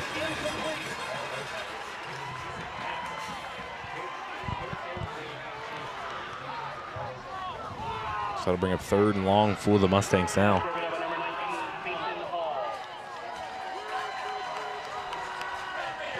Yeah, tough blow for the Mustangs. Becker going down a second time, helped off the field. Don't expect to see him back tonight, so Mustangs are going to have to find an answer for running back. Don't want Mac Lee to have to take the load on quarterback keeps all the time, but they may go to a more empty backfield, widespread offense now at this point in time, especially down by 14. They need quick strikes. Lee back to pass, pressure coming. That is caught by number 2, Donovan DeBita. Good enough for the first down.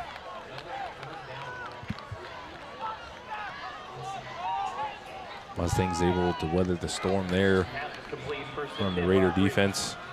That was pretty close to the first down marker to just drop like that. I'd like to see him fall backwards at least. But Mustangs need to say ended up getting a first down. Lee Flanagan Jr. There on the stop. Yeah, he's going to lose about a half a yard on that. But it's still going to be a 2nd and long, 10. So I think it's kind of what we were talking about in the first half. They can just fix up that timing just a little bit and delay it a second. I think Lee would have had a big run there. Pitch goes to Scott. Scott, nice cut up the middle. And they'll have enough for the first down.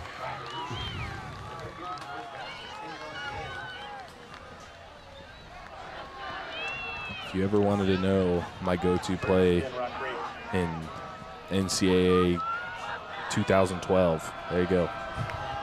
Power option, Lee back to pass, finds Scott again. This time nowhere to go. Jacob DeRucci on the stop.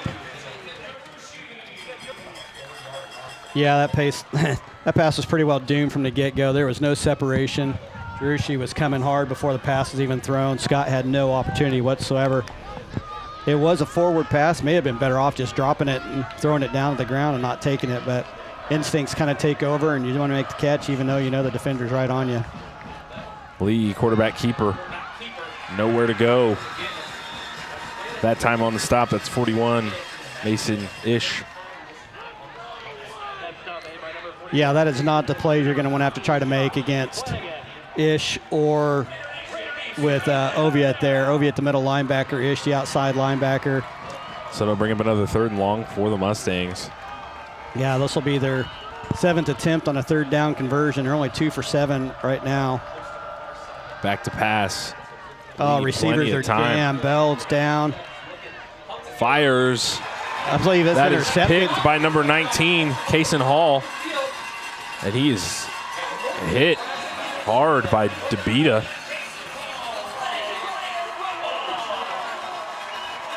Yeah, wheels kind of falling off right now for the Mustangs. Yeah, Raiders are not only winning the battle up front, but I mean, as a receiver, nowhere to go for Lee there. Yeah, we talked about jamming the receivers on the line. Basically, both receivers down here on the bottom side. Bell got jammed so hard he actually got knocked down.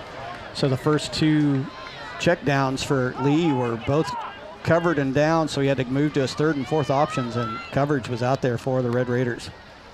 We'll see what the call is here, the flag on the play. Imagine it's going to be after the interception. We may be looking at a personal foul on the Mustangs, but Coach Sieben on the sideline trying to get an answer.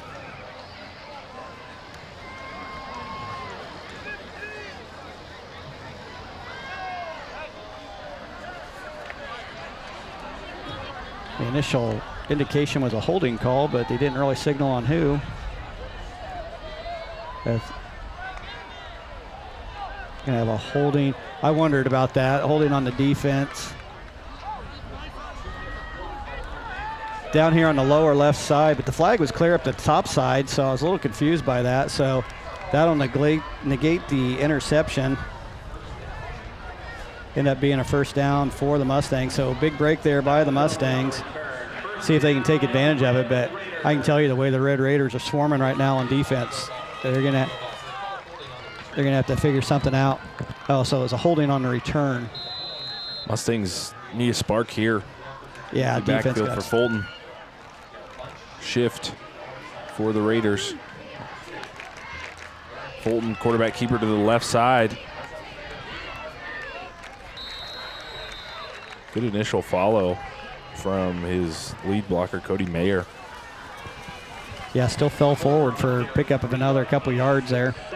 I think the initial contact was actually in the backfield, but momentum and driving the legs ends up picking up about 3 yards on the play. Yeah, Fulton, player to watch here. Would like to see a little bit of defensive pressure from the Mustangs, maybe a QB spy. We got a late receiver coming out from the sideline. That's going to be an illegal substitution. That's Tups crossing back over to midfield.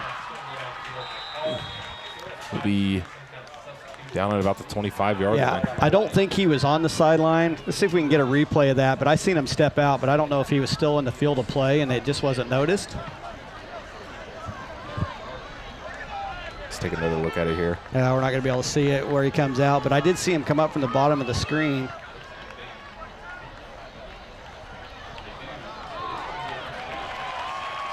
So 46. 26. Yeah, so 26-yard there completion to Jackson Tups. Again, I couldn't tell if he was on the sideline or not. I just saw him step out. So he must have been right at the edge of it. Mustangs just did not see him at all. So 1st and 10 now from the 27-yard line for the Raiders. Empty backfield again for Fulton. Gets the snap. Quarterback keeper up the middle. That was a nice hit from Corday Kirksey of the Mustangs, number 57.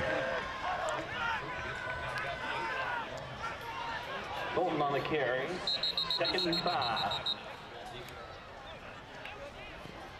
3rd and 5 coming up for the Red Raiders.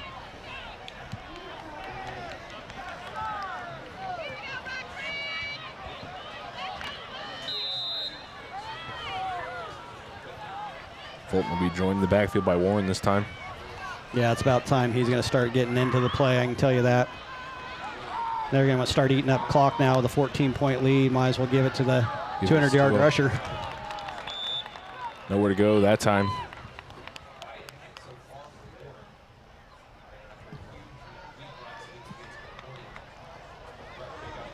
One-yard gain for Warren. 3rd down. 3rd and 5 coming up for the Red Raiders. Big defensive stop right here needed by the Mustangs.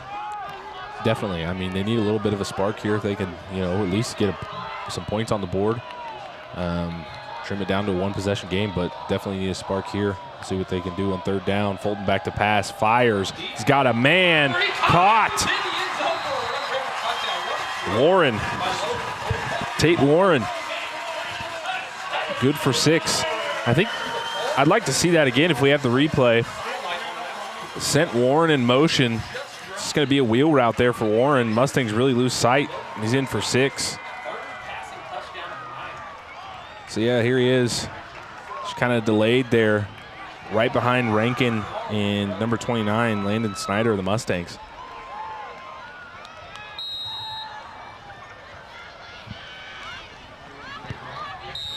Extra point's good.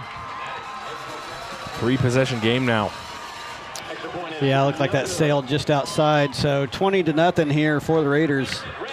First possession for the Mustangs did not go according to script. Raiders get the turnover and capitalize on the interception and ended up scoring, but did not get the point after. So 20-0 lead right now. This break will be brought to you by Garden Center by Taussig Landscape. The Garden Center by Taussig Landscape is your source for tools, soil, fertilizer, pest control, seeds, plants, flowers, trees, and shrubs. The Garden Center by Taussig Landscape has what you're looking for on site for that one-stop shopping experience. With helpful, friendly, and knowledgeable staff on hand, ready to answer any question you may have about your landscape or garden project. Visit them at 4245 Appleyard Road and be sure to follow their Facebook page for up-to-date information about hours of operation, current sales, and Garden Center events. The Garden Center by Taussig Landscape, enriching lives through the outdoors.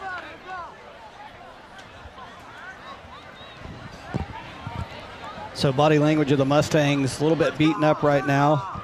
Still plenty of time left to go in the game. 7:13 left here in the 3rd quarter. Trying to keep the scoreboard on the screen for you, but we are at the top of the bleachers, and they do shake a lot. And with our programming, sometimes it has a hard time reading the clock.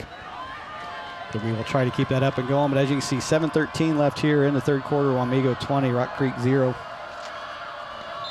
In the backyard brawl, first time since 2017.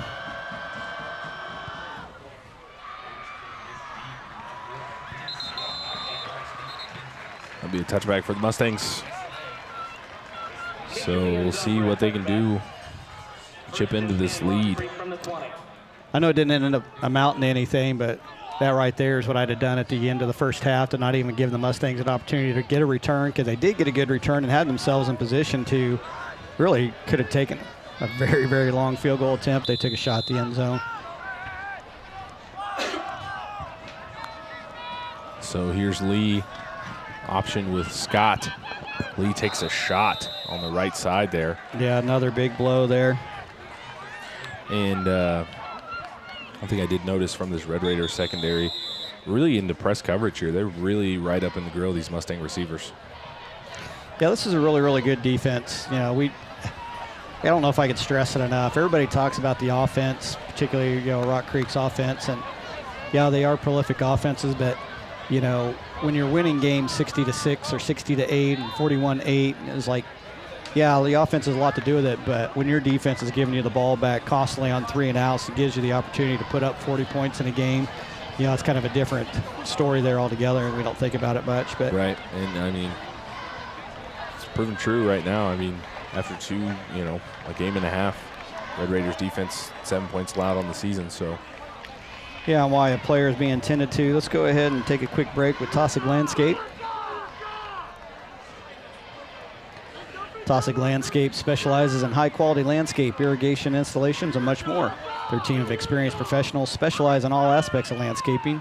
Whatever your landscaping needs are, large or small, Taussig Landscape is there to help.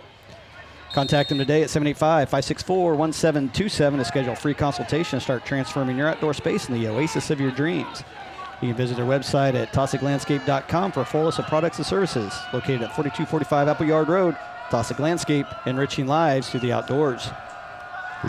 That's Rosa now back to pass. Fires for Bell. He'll be out of bounds. They'll bring up 3rd down now for the Mustangs. Yeah, Gavin Rosa, kind of a gunslinger for the Mustangs last year, throws the ball around. It was a pretty good ball there to Bell. Bell pushed off a little bit, but it was out of bounds, so the play didn't really matter at this point in time. We'll bring up a 3rd and 6. Rosa fires to Scott over the middle. Scott breaking free, still on his feet. He'll be tripped up. Going to be gaining about 16 there. By number 15, Dominique Falco with the game-saving, but touchdown-saving tackle there. Yeah, that's probably that's the second longest actual play from scrimmage that the Mustangs have had tonight. Rosa back to pass again. Got a man over the middle. Man over the middle, caught. Oh! That is very, very close. Into the hands of DeBita. Be knocked out of his hands. That's Caden Kern. Yeah, that was really, really close to being a catch and a drop. If we got that on replay, I'd like to take a look at that again.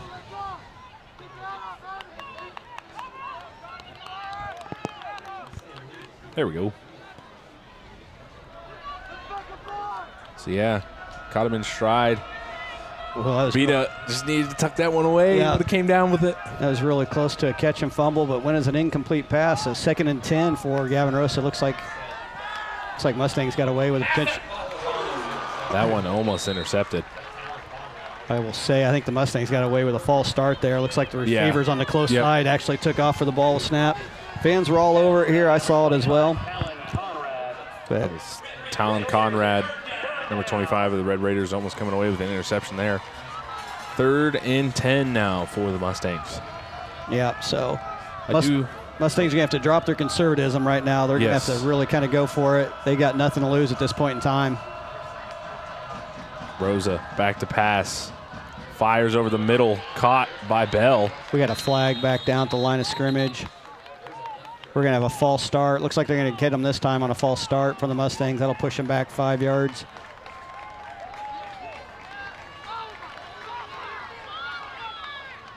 So that should make it probably around 3rd and 14, probably.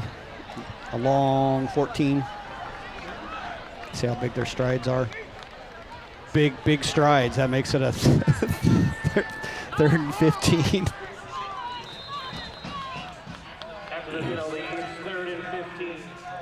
Good country foot there. Yeah. It was a good right idea for the play, I think. Kind of a Mustang offense I was expecting to see more in the first half. You know, they were more run happy early on, trying to control the clock. But Empty backfield for Rosa. Fires. That'll be caught by Peter Martini. So that's going to be a 10-yard pickup there. So going to be about a 9-yard pickup, actually. Going to be about 4th and 6.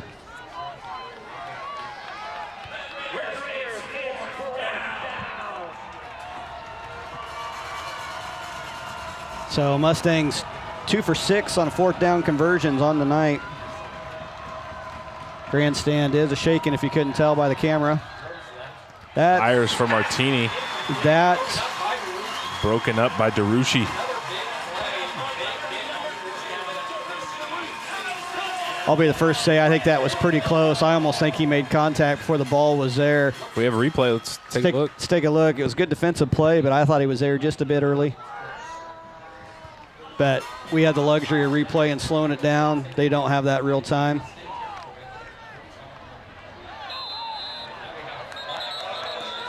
Ooh, that's tough. Yeah, that was a bang play. I don't think up here it looked like he was early. I think real time. I think it was good play, but now we have a late flag coming in. I was gonna say that there's always every sport you got. There's always that kind of toss-up call. For basketball, it's charges, and football, it's pass interference. See if we have a sideline warning or something here. Yeah. Going to walk off another 15 yards on an unsportsmanlike conduct on the Mustangs. That may have been coming from the sideline. I think they thought it was pass interference over there, and they wanted to make sure that they voiced their opinion. Still giving an opinion over there, but that's going to end up being a 1st and 10 on the Mustangs' 30-yard line. So regardless, we looked at it in replay. I think it was a tough play to call. I think it was a good one. Fulton, quarterback keeper. Nowhere to go. Still fighting for yardage.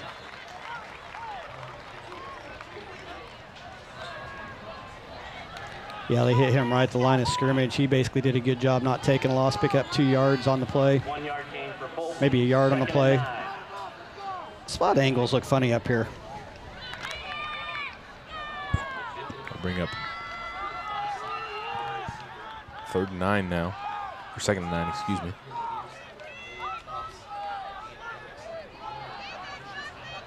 Yeah, watch 35. Fires over the middle.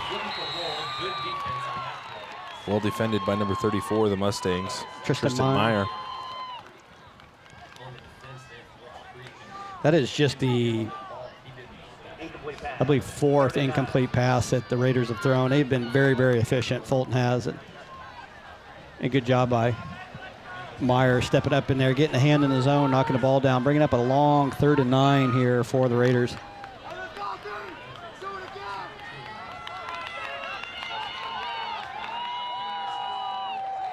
Empty backfield for Fulton. 2 receivers bottom of your screen. Warren, the motion man. Fulton keeps it up the middle, fighting for yardage. Looks like he's going to pick up about 5 on the play. Good misdirection there by the Raiders. Sent him Warren in motion. You thought the ball was going to go to him. Originally, I kind of wondered if something was going to happen. He was covered up on the end. He wasn't going to be an eligible receiver. 4th and short for the Raiders. Warren Jones, Fulton in the backfield. And we're going to have a timeout. Raiders. So that timeout's going to be brought to you by, let's go, Faith Furniture. Serving Manhattan and surrounding area since 1952, Faith Furniture takes pride in the value, selection, knowledge, and family experience they share with all of their customers. If you're looking for a full arrangement of quality brand furniture for your living room, dining room, bedroom, or office, Faith Furniture has what you're looking for. With a full lineup of furniture and mattresses available in stock, or for pickup or delivery, stop by today. Save at Faith Furniture, located at 302 East Points Avenue in Manhattan, Kansas. See them this weekend for deals. When it comes to buying new furniture, you got to have faith. Deals and sales and stuff. So we haven't had a chance to get to it, but let's go ahead and get to our Bandit Brain teaser here. Got 3:48 left to go in the 3rd quarter. We're running out of time, and it's a doozy tonight. Real teaser. Shortstop, Bandit Brain teaser. Wherever you're going, you're always got time for a shortstop. We see at least one, but as many as 3 in a year. Prominent in history. It's surrounded with fear. What is it? Switching it up. I was expecting Switching sports it up. trivia, man. I did all my research.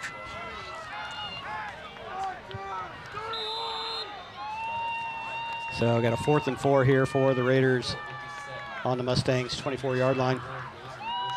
Warren in motion. Fulton back to pass. Tups. making people miss. Excuse me, as Jace Johnson takes it into the red zone. First and goal for the Red Raiders. Who was that made the catch? It was number 4, Jace Johnson. So made it just aside the 10-yard line. That's going to be first and goal for the Red Raiders.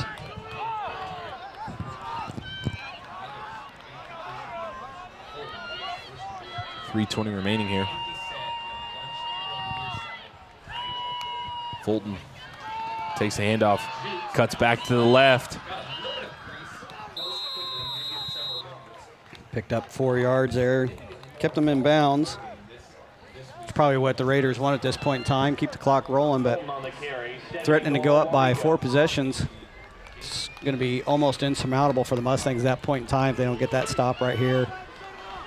Really looking for some kind of a fumble or interception right now from the Raiders. They've been a good job protecting the ball tonight.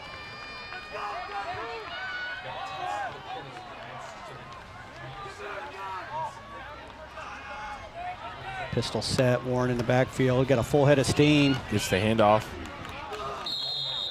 Where to go? 3 or 4 Mustangs on the stop. Yeah, credit to the Mustang linebackers. They've really done a good job keeping Warren in check after basically having free range running over the Panthers last week. He's only got 7 carries tonight for about 11 yards. So the Mustangs linebackers doing a good job keeping him in check. But Fulton again has been the player of the night for the Raiders.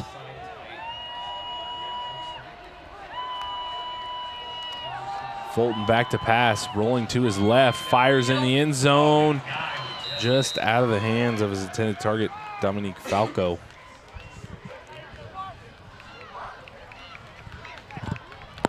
Tough situation out there on the edge. It was either leave your receiver, come up and stop the run, or have him drop back and make the throw. So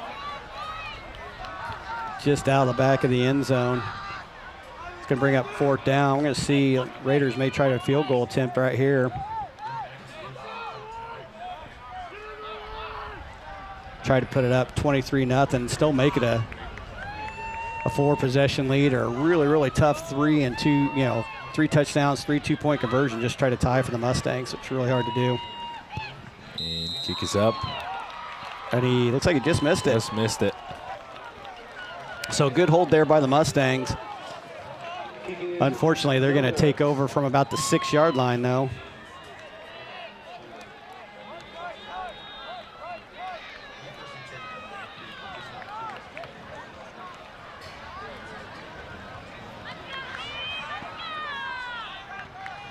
Just under 2 minutes to play here. Yeah, third quarter. Gonna have to read a roll book there. Mustangs taking over 1st and 10 from the 20-yard line. But Mustangs need 3 touchdowns, so they're gonna have to come quick. It's like Mac Lee is back in at quarterback. Lee rolling to his right, pressure coming, fires. That's picked off. picked off. Picked off by Brody Oviatt. That's number 12 of the Red Raiders, Brody Oviatt.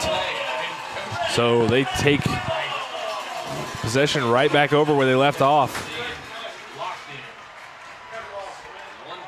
Yeah, I've been talking about him all night. Oviatt, number 12, middle linebacker. All he does is make plays. He's been making them all night. He came up big right there for the Red Raiders, turned it right back over. So the Raiders are going to have 1st and 10 on the 22-yard line. So, again, Mustang defense back out there on a short rest. Backs against the wall, going to have to step up and try to get it done again right now. If we have the replay on that pass, take a look at it after this. 1st and 10 for the Red Raiders. Fulton, man in motion, Johnson. Fulton, quarterback keeper, stood up. But on that last pass attempt from Lee, rolling to his right, I think he might have had a case of looking dead at his receiver. Yeah, I think he was just targeting his man the whole time, and Oviatt's just watching the eyes, seeing where he's going. He's on the rollout. He's right there.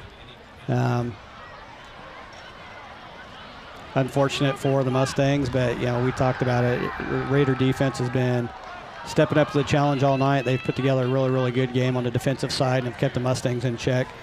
just unable to get the passing game going for the Mustangs. Yeah, with Drew Becker out, your primary running back's out, so you got to kind of change your offense up, and Raiders have been able to take advantage of it. So timeout here by the Raiders. This timeout's going to be brought to you by Roach Media.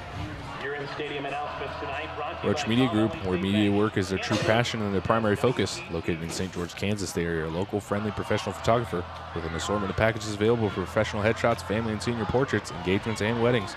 Providing high-resolution image files or prints taken on location or in their studio, Roach Media Group can also provide professional edits. If you are a realtor, Roach Media Group is your local area expert in real estate photography and videography. Ask about the drone and 360 view camera tours when you reach out to them today at roachmediagroup.com or call 785-979-0527. Roach Media Group. Your tagline here. Tups the receiver towards the bottom of your screen. Shotgun formation for Fulton and Warren. Motion, Fulton, quarterback keeper, tries to bounce it outside. Sieben made the initial contact. Brought down by Rankin and Spiller. And Rankin down. He's back to his feet. I think he might just have a cramp there.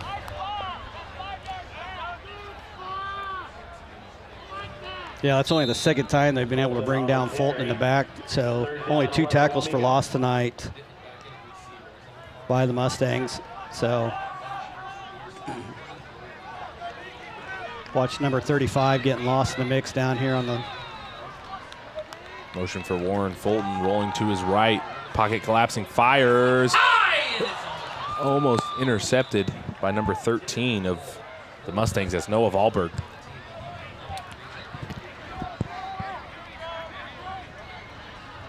Yeah, we mentioned earlier in the broadcast, we're in a crowded crow's nest tonight. Multiple broadcasts going on, coaches up here, lots going on. So if you're hearing other announcers, that's probably what's happening, but got about, we're playing with the clock. Here we go. 31.3 seconds left to go here in the third quarter. He's got a man on the sideline. Tups, intended target. Fires to Wahlberg again, almost intercepted. Yeah, Wahlberg with 2 chances there really late. That was a tough one, man. Both went up, did a matrix spin, came down, the ball popped free. Matrix spin.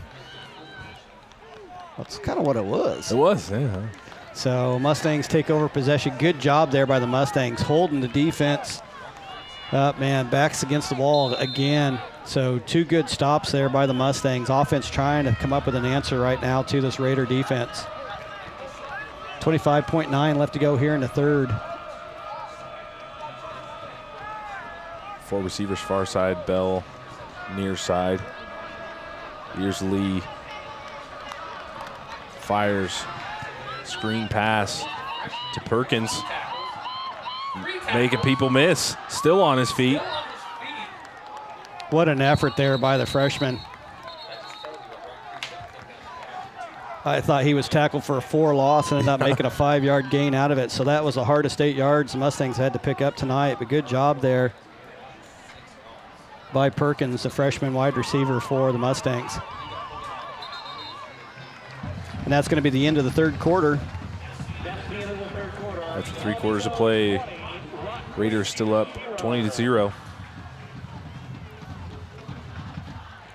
This third quarter break in the action is going to be brought to you by us here at Backroads Broadcasting. Backroads Broadcasting is your primary partner for Rock Creek Mustang Sports, bringing the action home to you. While we're always working hard on ideas, innovations, and technologies to help our broadcasts, we can always use help from our sponsors and listeners. If you're looking for a live broadcast or a future event or interested in being a sponsor for future events, contact us today at sales@brbc.live. We offer flexible ad packages, perpetual visibility online, and local targeted audience. If you've enjoyed any of our free broadcasts and would like to help out BRB, you can always donate through Cash App at $BRBCL or Venmo at BRBCL. I want to thank you tonight for taking a part of the Backroads Broadcasting production and a part of our community. Backroads Broadcasting, bringing the action home to you. We had some background music going. Didn't catch that till Yeah, the I got you. Here we go, getting ready to start the fourth quarter. Mustangs down 20-0 with possession of the ball on their own 30-yard line. Lee pocket collapsing, fires downfield for Bell. Bell had to turn into a defender on that. Good coverage there by the Red Raiders, and good thing Bell is also a D-back because he had to go up high and knock that ball free to save another interception. A little slow getting up, but We'll bring up 3rd and 5 for the Mustangs. That brings up 3rd down. so Bell was a little slow getting up, but he's back in there.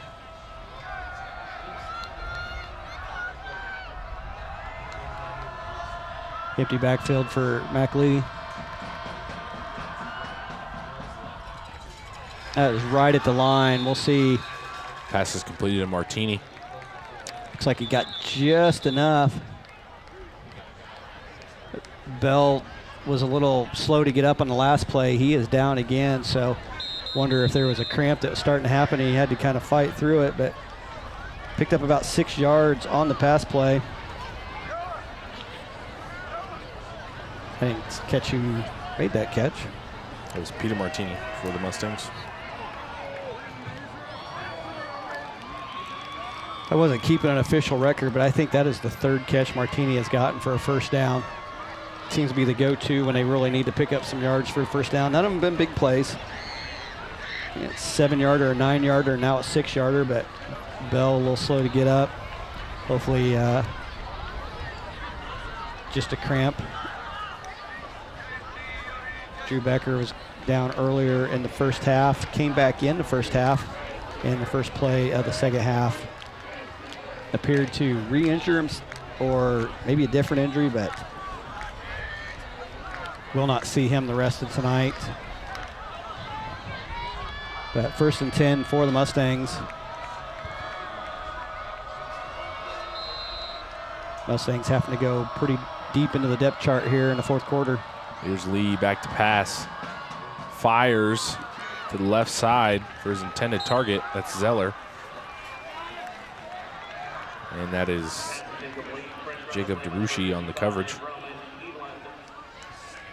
Yeah, I don't know if that was miscommunication or Zeller just got jammed on the line, couldn't get free. That was well overthrown ball. Bringing up 2nd and 10. Jordy Scott, the freshman, in the backfield. 2nd and 10. Give to Scott. Scott still on his feet. Oh, big hit there. Big hit by number 24. Yeah. Karn. Yeah, that's at least the 2nd slobber knocker I've seen out of him in the last 2 weeks. He put a player out last week.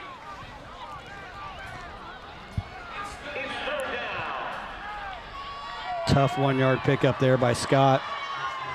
3rd down now for the Mustangs. Empty backfield for Lee. Lee drops back to pass. Fires. Caught by DeBita. He's going to be just shy, I think. Right at the sticks.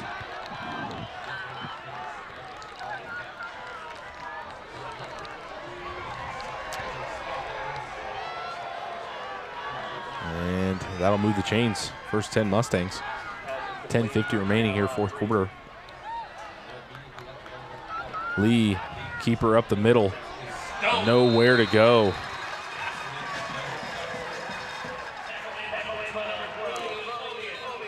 Oviatt on the stop.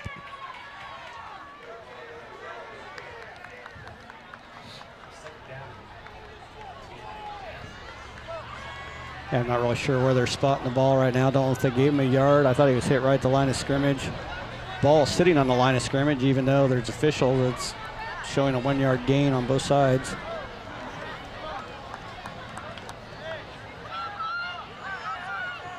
So it looks like Lee picked up 1 on the play. 2nd and 9 for the Mustangs. Empty backfield for Lee. Trips right. 2 receivers. Zeller and Scott, top of your screen. Here's Lee back to pass, fires over the head of Zeller.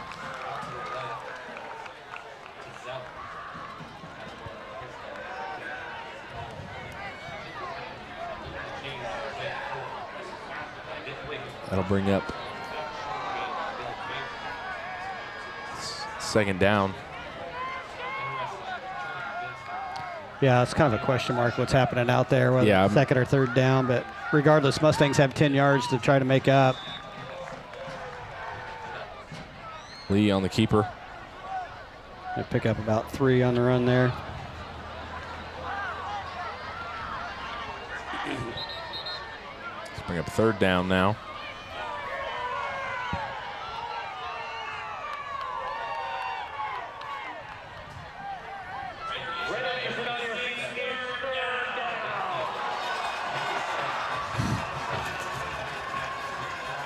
Lee back to pass, rolling to his left, fires. His intended target on that left side, that's Martini. On the coverage, Dylan Higgins.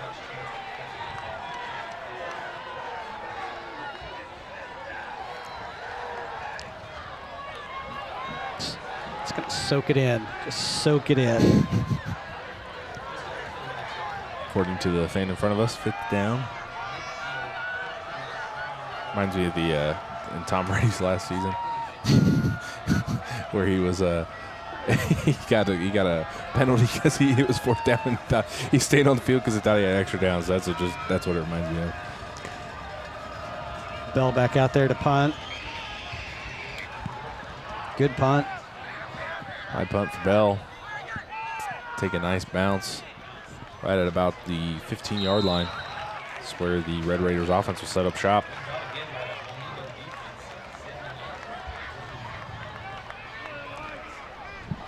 So Mustang defense called out again. 9:46 left to go here in the ball game.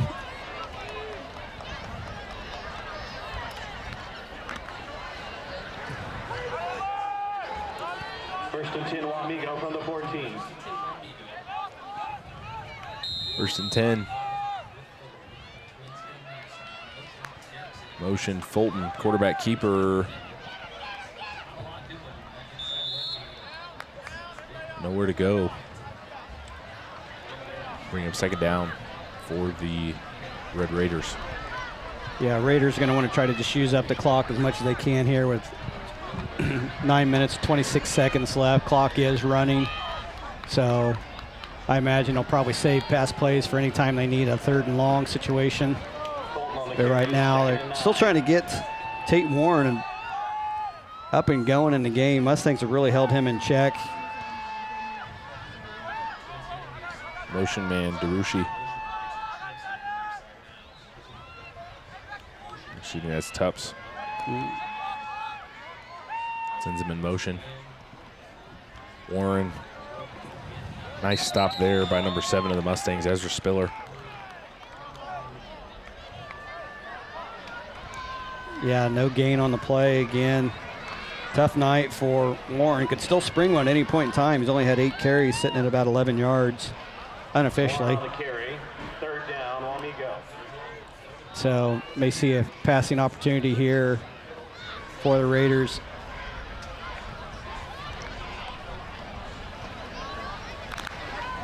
Spiller repping the number of his brother on the play at Fort Hays. Was it Fort Hays or was it Emporia State? I think it was Emporia. It was Emporia State. Emporia State. Yeah. I got you. Just making sure you guys are listening. Fulton rolling out to his left.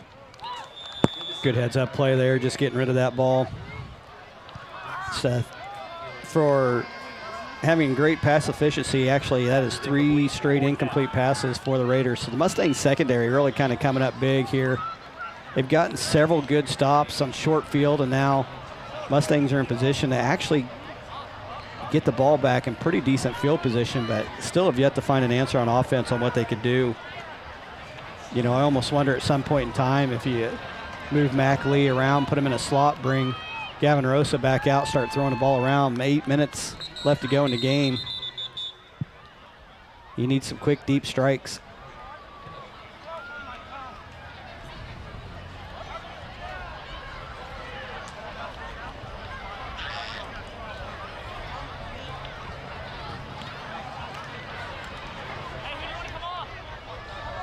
Yeah, Rock Creek had too many players on the field. Try to get off field. That's going to be a 5-yard. Substitution penalty. 4th and 4 Still 4th down. for Wamego. You know, luckily with a 3-possession lead, it's still punt's the right move to make here. Your defense has been doing it all night. Go ahead and let them keep doing the job. Mustangs need to stay away from this ball. Mustangs will end up getting it on their own 42-yard line, come back out here. Probably down to really about their last 2 possessions, depending on what they can do with it. But they really need a strike here. And Gavin Rosa is coming back out. Mac Lee is also still in, so it looks like Gavin Rosa's coming out as a receiver position. I had it slightly wrong. I thought I might change that around a little bit, but see, you got Rosa, Scott. Empty backfield for Lee. Scanning. Fires for Rosa. Did he make the grab? I think he's going to pick that catch. He's going to pick up about 13 yards on the play. Got to add yet another receiver to my chart here. Quarterback connection's good for the Mustangs. Into Wamego territory. Lee on the keeper, spins off one defender. No gain on the play. Should point out that that is the 10th receiver that the Mustangs have thrown at tonight. I created 8 spots for my stats thinking that that would be enough. Lee drops back to pass, fires over the middle. That almost intercepted by Oviatt. Had an interception on the last drive of the Mustangs on that far side. Pass is incomplete. Third down. Bring up 3rd down now for the Mustangs. Yeah, Bell back into the lineup on the far side. Zeller down low with Martini. Scott in your backfield with Lee. Lee, quarterback keeper. Question mark there. Yeah, a big question mark there.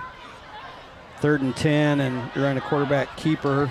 The quarterback's been averaging about 2 yards a carry. Picked up another 2 there. Mustangs are going to have to go for it. They have absolutely no choice. Going to be a 4th and 8 here with 6:48 left to go in the 4th quarter.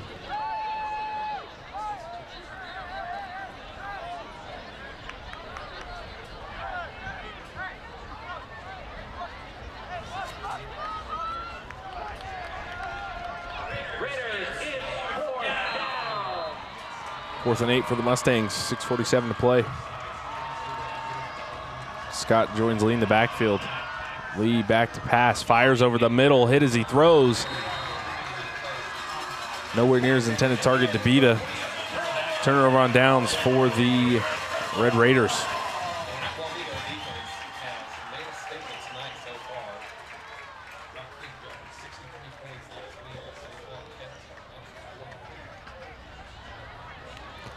Raiders taking over on the 43-yard line. Making a statement tonight, but even though the Mustangs are down 20-0, I still think the Mustang defense has done a valiant job here, particularly in the 4th quarter, just keeping the score at that level.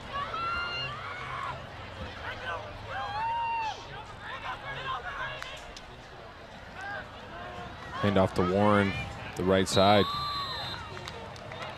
Not a lot of running room there.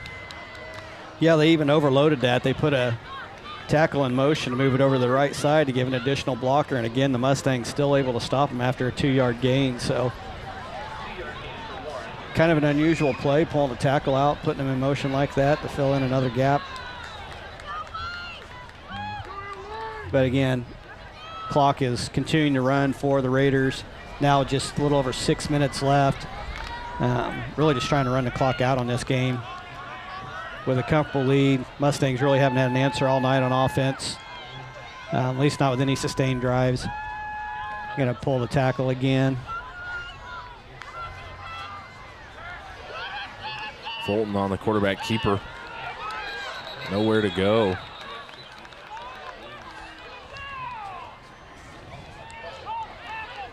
see, that was Tristan Meyer, Ezra Spiller, and Mace Faith on the stop for the Mustangs.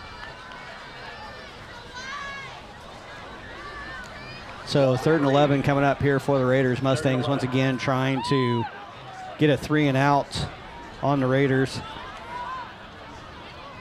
Again, this would be the 4th 3 and out if they could hold them here. So defense still trying to do their job, get the ball turned back over to the Mustang offense. You're almost in 4-down territory, really, if you're the Raiders right here, trying to keep the ball on the ground. Jet sweep, watch it right here. Nope, Fulton's going to keep it. Keep it up the right side. Going to pick up about 2 more back there. Clock continuing to run. Going to force the Mustangs to take a timeout here, stop the clock, try to get the ball back.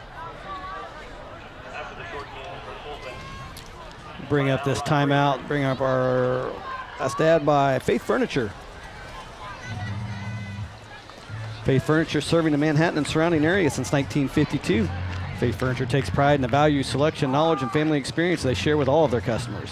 If you're looking for a full arrangement of quality name brand furniture for your living room, dining room, bedroom, or office, Faith Furniture has what you're looking for. With a full lineup of furniture and mattresses in stock for pickup or delivery, stop by today and save at Faith Furniture. Located at 302 East Points in Manhattan, Kansas. Stop by, see them this weekend, see what they got for sale, because when it comes to buying new furniture, you've got to have faith.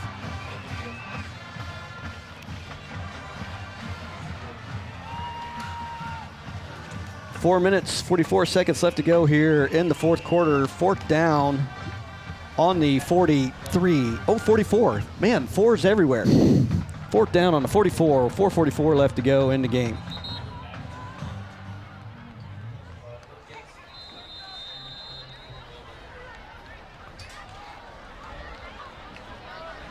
That's a good punt right there. Punt.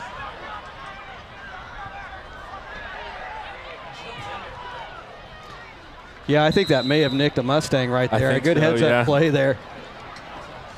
Good heads-up play by Perkins. I think it may have been touched by defender coming back. Could have been a live ball. Perkins jumped in the middle of the Red Raiders to try to maintain that possession. He wasn't going to leave it up to the officials. So good sure-handed play there by Perkins. Good heads-up play by the freshman wide receiver. Probably be expecting to say his name a lot over the next few years. He's going to come back out. Perkins and Zeller on the top side. Looks like Bell, DeBita, and Martini to the lower side.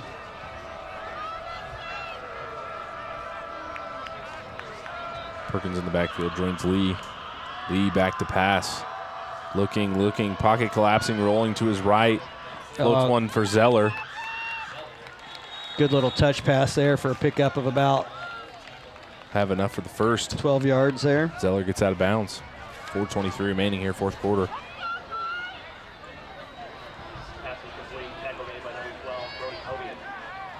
Manages to stop the clock. Raiders only rushing 3. They're basically playing a 3-3 stack. Really kind of not quite a prevent, but Lee back to pass. Rushing off the edge there. Fires to his right. He's great. It's a catch by Martini. Great catch over there by Martini. He was absolutely blanketed by the outside linebacker Ish on that. 6-yard pickup there for 4:18 remaining here. Lee back to pass again. This time fires for DeBita. DeBita sidesteps. Nice hit by Karn. DeBita will have the first. Moving into Wamego territory. Clock running. About 4 minutes to go here, 4th quarter.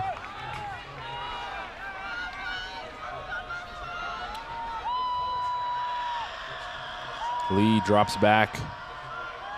Scanning, fires. Oh, again, Bell had to turn into a defender right there. Caden Kern was all over that, ready to make a play, jumped up. Bell had to basically knock the ball out, keep it in possession for the Mustangs.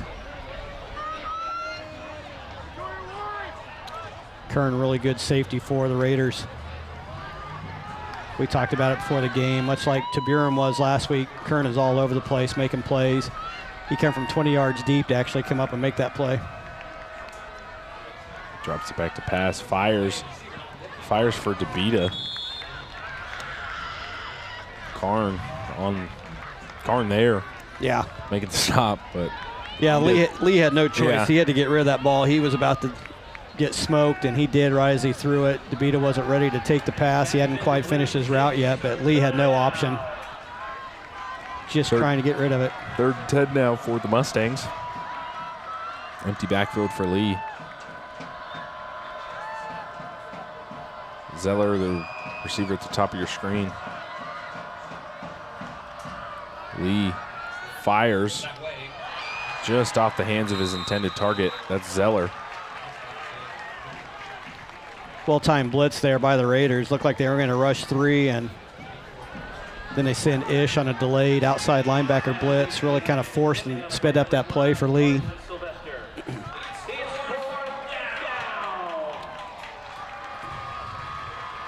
So again, 3rd down struggles continue for the Mustangs. Only 3 for 13 on the evening. Only 2 for 8 on 4th down. Lee rolling to his right, looking, fires for DeBita. Off the hands. Turnover on downs for the Mustangs. Coaches were upset that wasn't an interception. Actually saved them 5 yards by just being an incomplete pass. Wasn't going to be good enough for a 1st down anyway, so Mustangs turn it over on downs. So 3:36 left to go. Mustangs with only 2 timeouts left, can only stop the clock twice, so.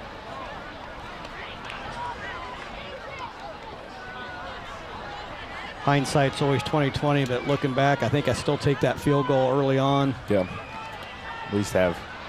Put some points on the board. Could have been a completely different feeling game. Yeah. It's hard to tell, but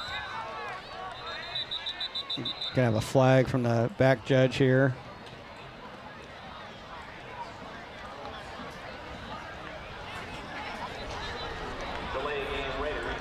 Delay game. That's our first delay game of the night. Seemed like that was the quickest.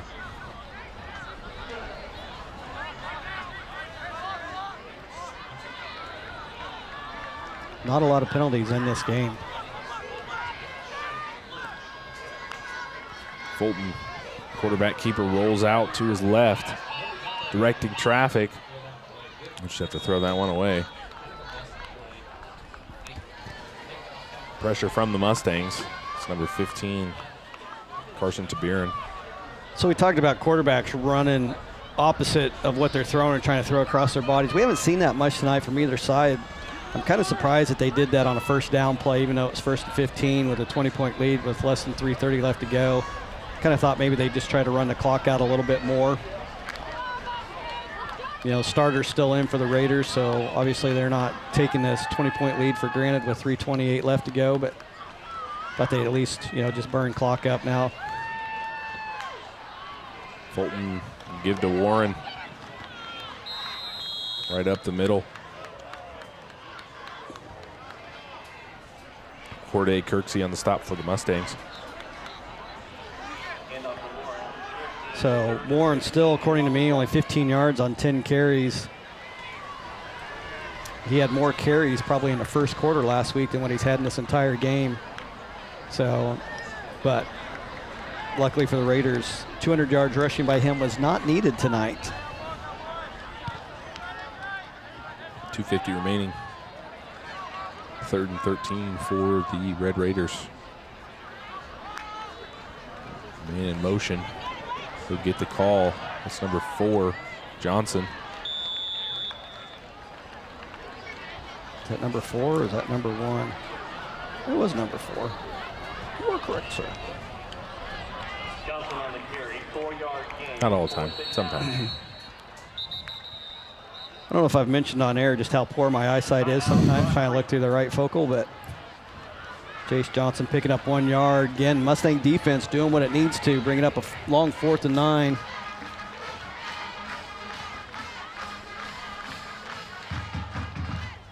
Going to be pinned back pretty deep in their own end zone, though, at this point in time.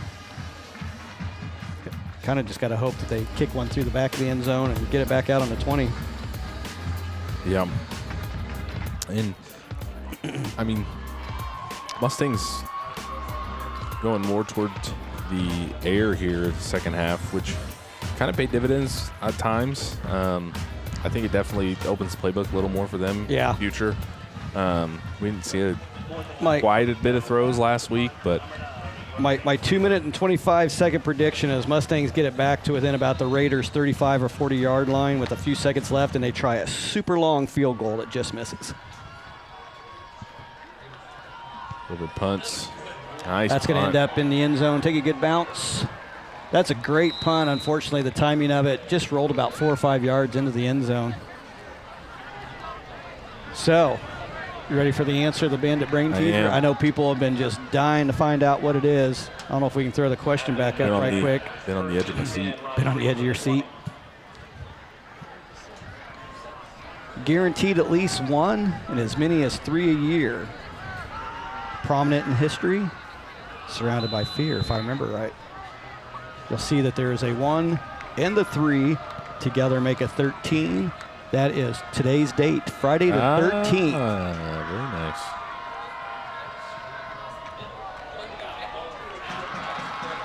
Screen for Martini. Slow to get up.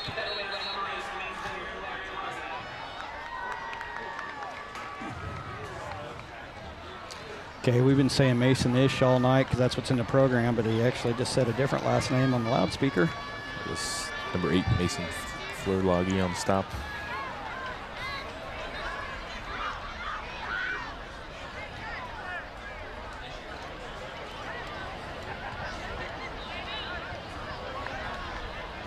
Well, they tend to Martini.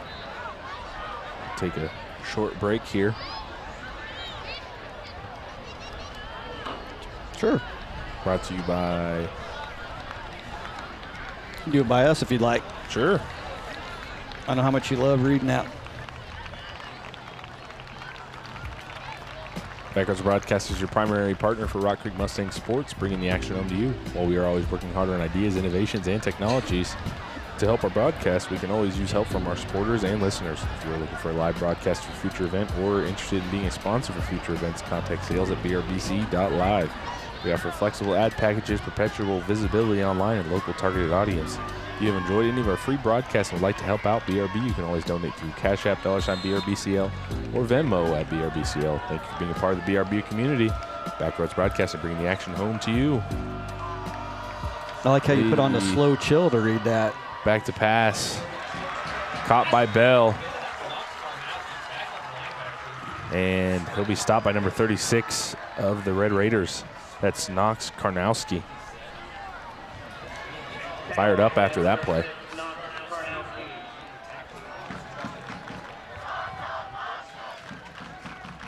Mac Lee getting ready to throw his 40th attempt here. Lee back to pass. Runs to his left. Oh. Flips it to 25. That is Perkins. Karnowski and on the coverage again. I think Perkins actually just saved an interception there by flipping that ball down and out of the way. Mustangs going to bring out their punt team. 1:30 left to go here in the fourth quarter. Only one timeout left for the Mustangs. I'll assume that the Raiders probably come out and just take the victory formation here. I will say I think the Mustang defense answered the bell in the second half, only gave up the one touchdown. Really has been very, very tough since about really after the first possession of the Raiders through the rest of the second half. So had 3 big plays and ended up costing them 3 touchdowns, but other than that, pretty solid night. And of course, Red Raiders defense has just been spectacular. Is all you can really say. Yeah. They've just had a really great game, had a great game plan against this Mustang offense, and they've executed, plain and simple. Yeah. And really the physicality from the Red Raiders defense, not in short supply. I mean, through 4 quarters of play, up 3 scores, still playing as hard as ever from that first possession. But, I mean, Mustangs had opportunities in this game, but just seemed like kind of when they would gain some momentum, the wind would just get taken right out of their sails, and then the Red Raiders would capitalize off of that. Yeah, I mean, Mustangs really did a good job keeping Warren in check, but really what it came down to is Fulton with his arm just came up with the big plays when he needed to. He had 3 touchdown passes, a couple others for big first downs. He only put the ball in the air 18 times and actually was very efficient early on. His last 4 attempts have all been incompletions, but prior to that, he only had 3 incompletions. And so Fulton very efficient passing and rushing. Their stats aren't outstanding. They're not phenomenal stats. They just did what they needed to do and did just enough. I'm not sure 20-0 is really indicative of the game we saw. But needless to say, that's what the final score is going to be here tonight. Wamego Red Raiders going to come out on top of the backyard brawl. First one since 2017. 20-0 here over the Rock Creek Mustangs. Nothing to be ashamed of with the Mustangs. They came in, they played against a really, really good 4A team who's been deep in the playoffs for the last several years. They were in the state finals a few years ago. I imagine they're going to be a team that's talked about again, probably going deep into the semifinals or better. That's their goal every year, is to try to win the West, get back to the state championship, and get another shot. It would probably be Bishop Miege on the 4A side. Right. So, these are the kind of games that the Mustangs need to have. They need to schedule. Nothing against St. Mary's or some of the other, old Mid-East League teams, but that's what the NCKL is going to bring. And so right. If you want to be a top team in 3A, you need to play the top teams. And if you can't play them, you need to go up to 4A and kind of go from there. And so going to be a tough loss for the Mustangs, but it's not a bad loss. It's not to a bad team. It's to a very good Wamego Raiders team. But again, they just made the critical plays when they needed to on offense. And Mustangs just couldn't really have an answer for it with their offense. But again, I think the Mustang defense played really, really well. I think they held a really, really good Wamego Raider offense to just 3 touchdowns. Right. They held a really, really good running back in Tate Warren to 15 yards on the game. And that's an accomplishment. That's something to really talk about. And, hats off to the defense and the linebacker crew that really did a good job with that. And yeah, with the Mustangs moving to the NCKL, they're going to definitely have their work cut out for them. Wamego's a tough team on the schedule. They got to go to Abilene later this year. So it'll definitely they'll be tested. I know that they can answer the call. And usually, when we've seen in years past when they open up against Southeast Saline, usually that kind of propelled the Mustangs into their win streak after that first loss of the season. So headed up to Bonner Springs next week. Out of conference matchup, and that's a good test for them as well. It is. And, like you mentioned, 2A Southeast Saline, they're always in it every year in a 2A. They're one of the top 2A teams every year. So the Mustangs aren't, they're not new to playing against these really, really good teams. So I think this was a good one for the fans. I think the fans are going to enjoy having the Rock Creek Wamego football team game happen again.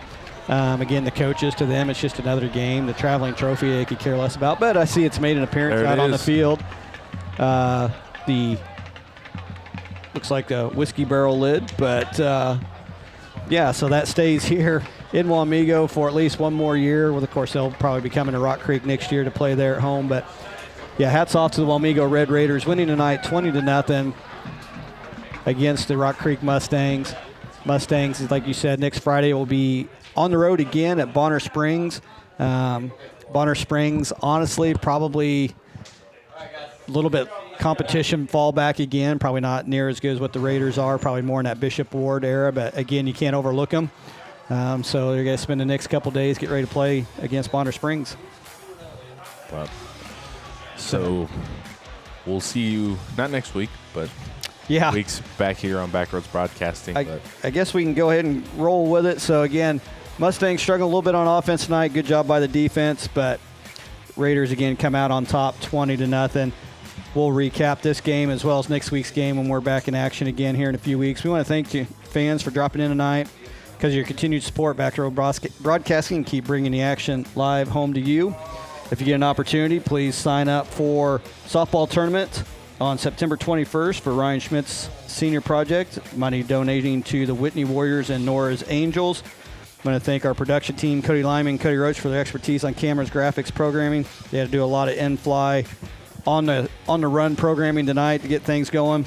Evan Williams, our main cameraman up above. I want to thank Shanna Schmidt and the Rock Creek High journalism students who are part of the broadcast this evening. I think Nate Bortnick was here. Not sure who else was here, but Again, thank you, Ryan Schmidt, for joining us on the Student Spotlight. I thank our hosts here at Wamego High School for allowing us to use their facilities and allow us to broadcast tonight's game. Backroads team is currently scheduled to be back in action on September 27th back at the Rock when the Rock Creek Mustangs host the Abilene Cowboys. Join us around 6:30 for the kickoff show. Thank you for spending your evening with us. Drop us a line and let us know what you think. As always, I am Jed McCormick. I'm Isaiah Dobbins. We got to go for now, but we'll BRB.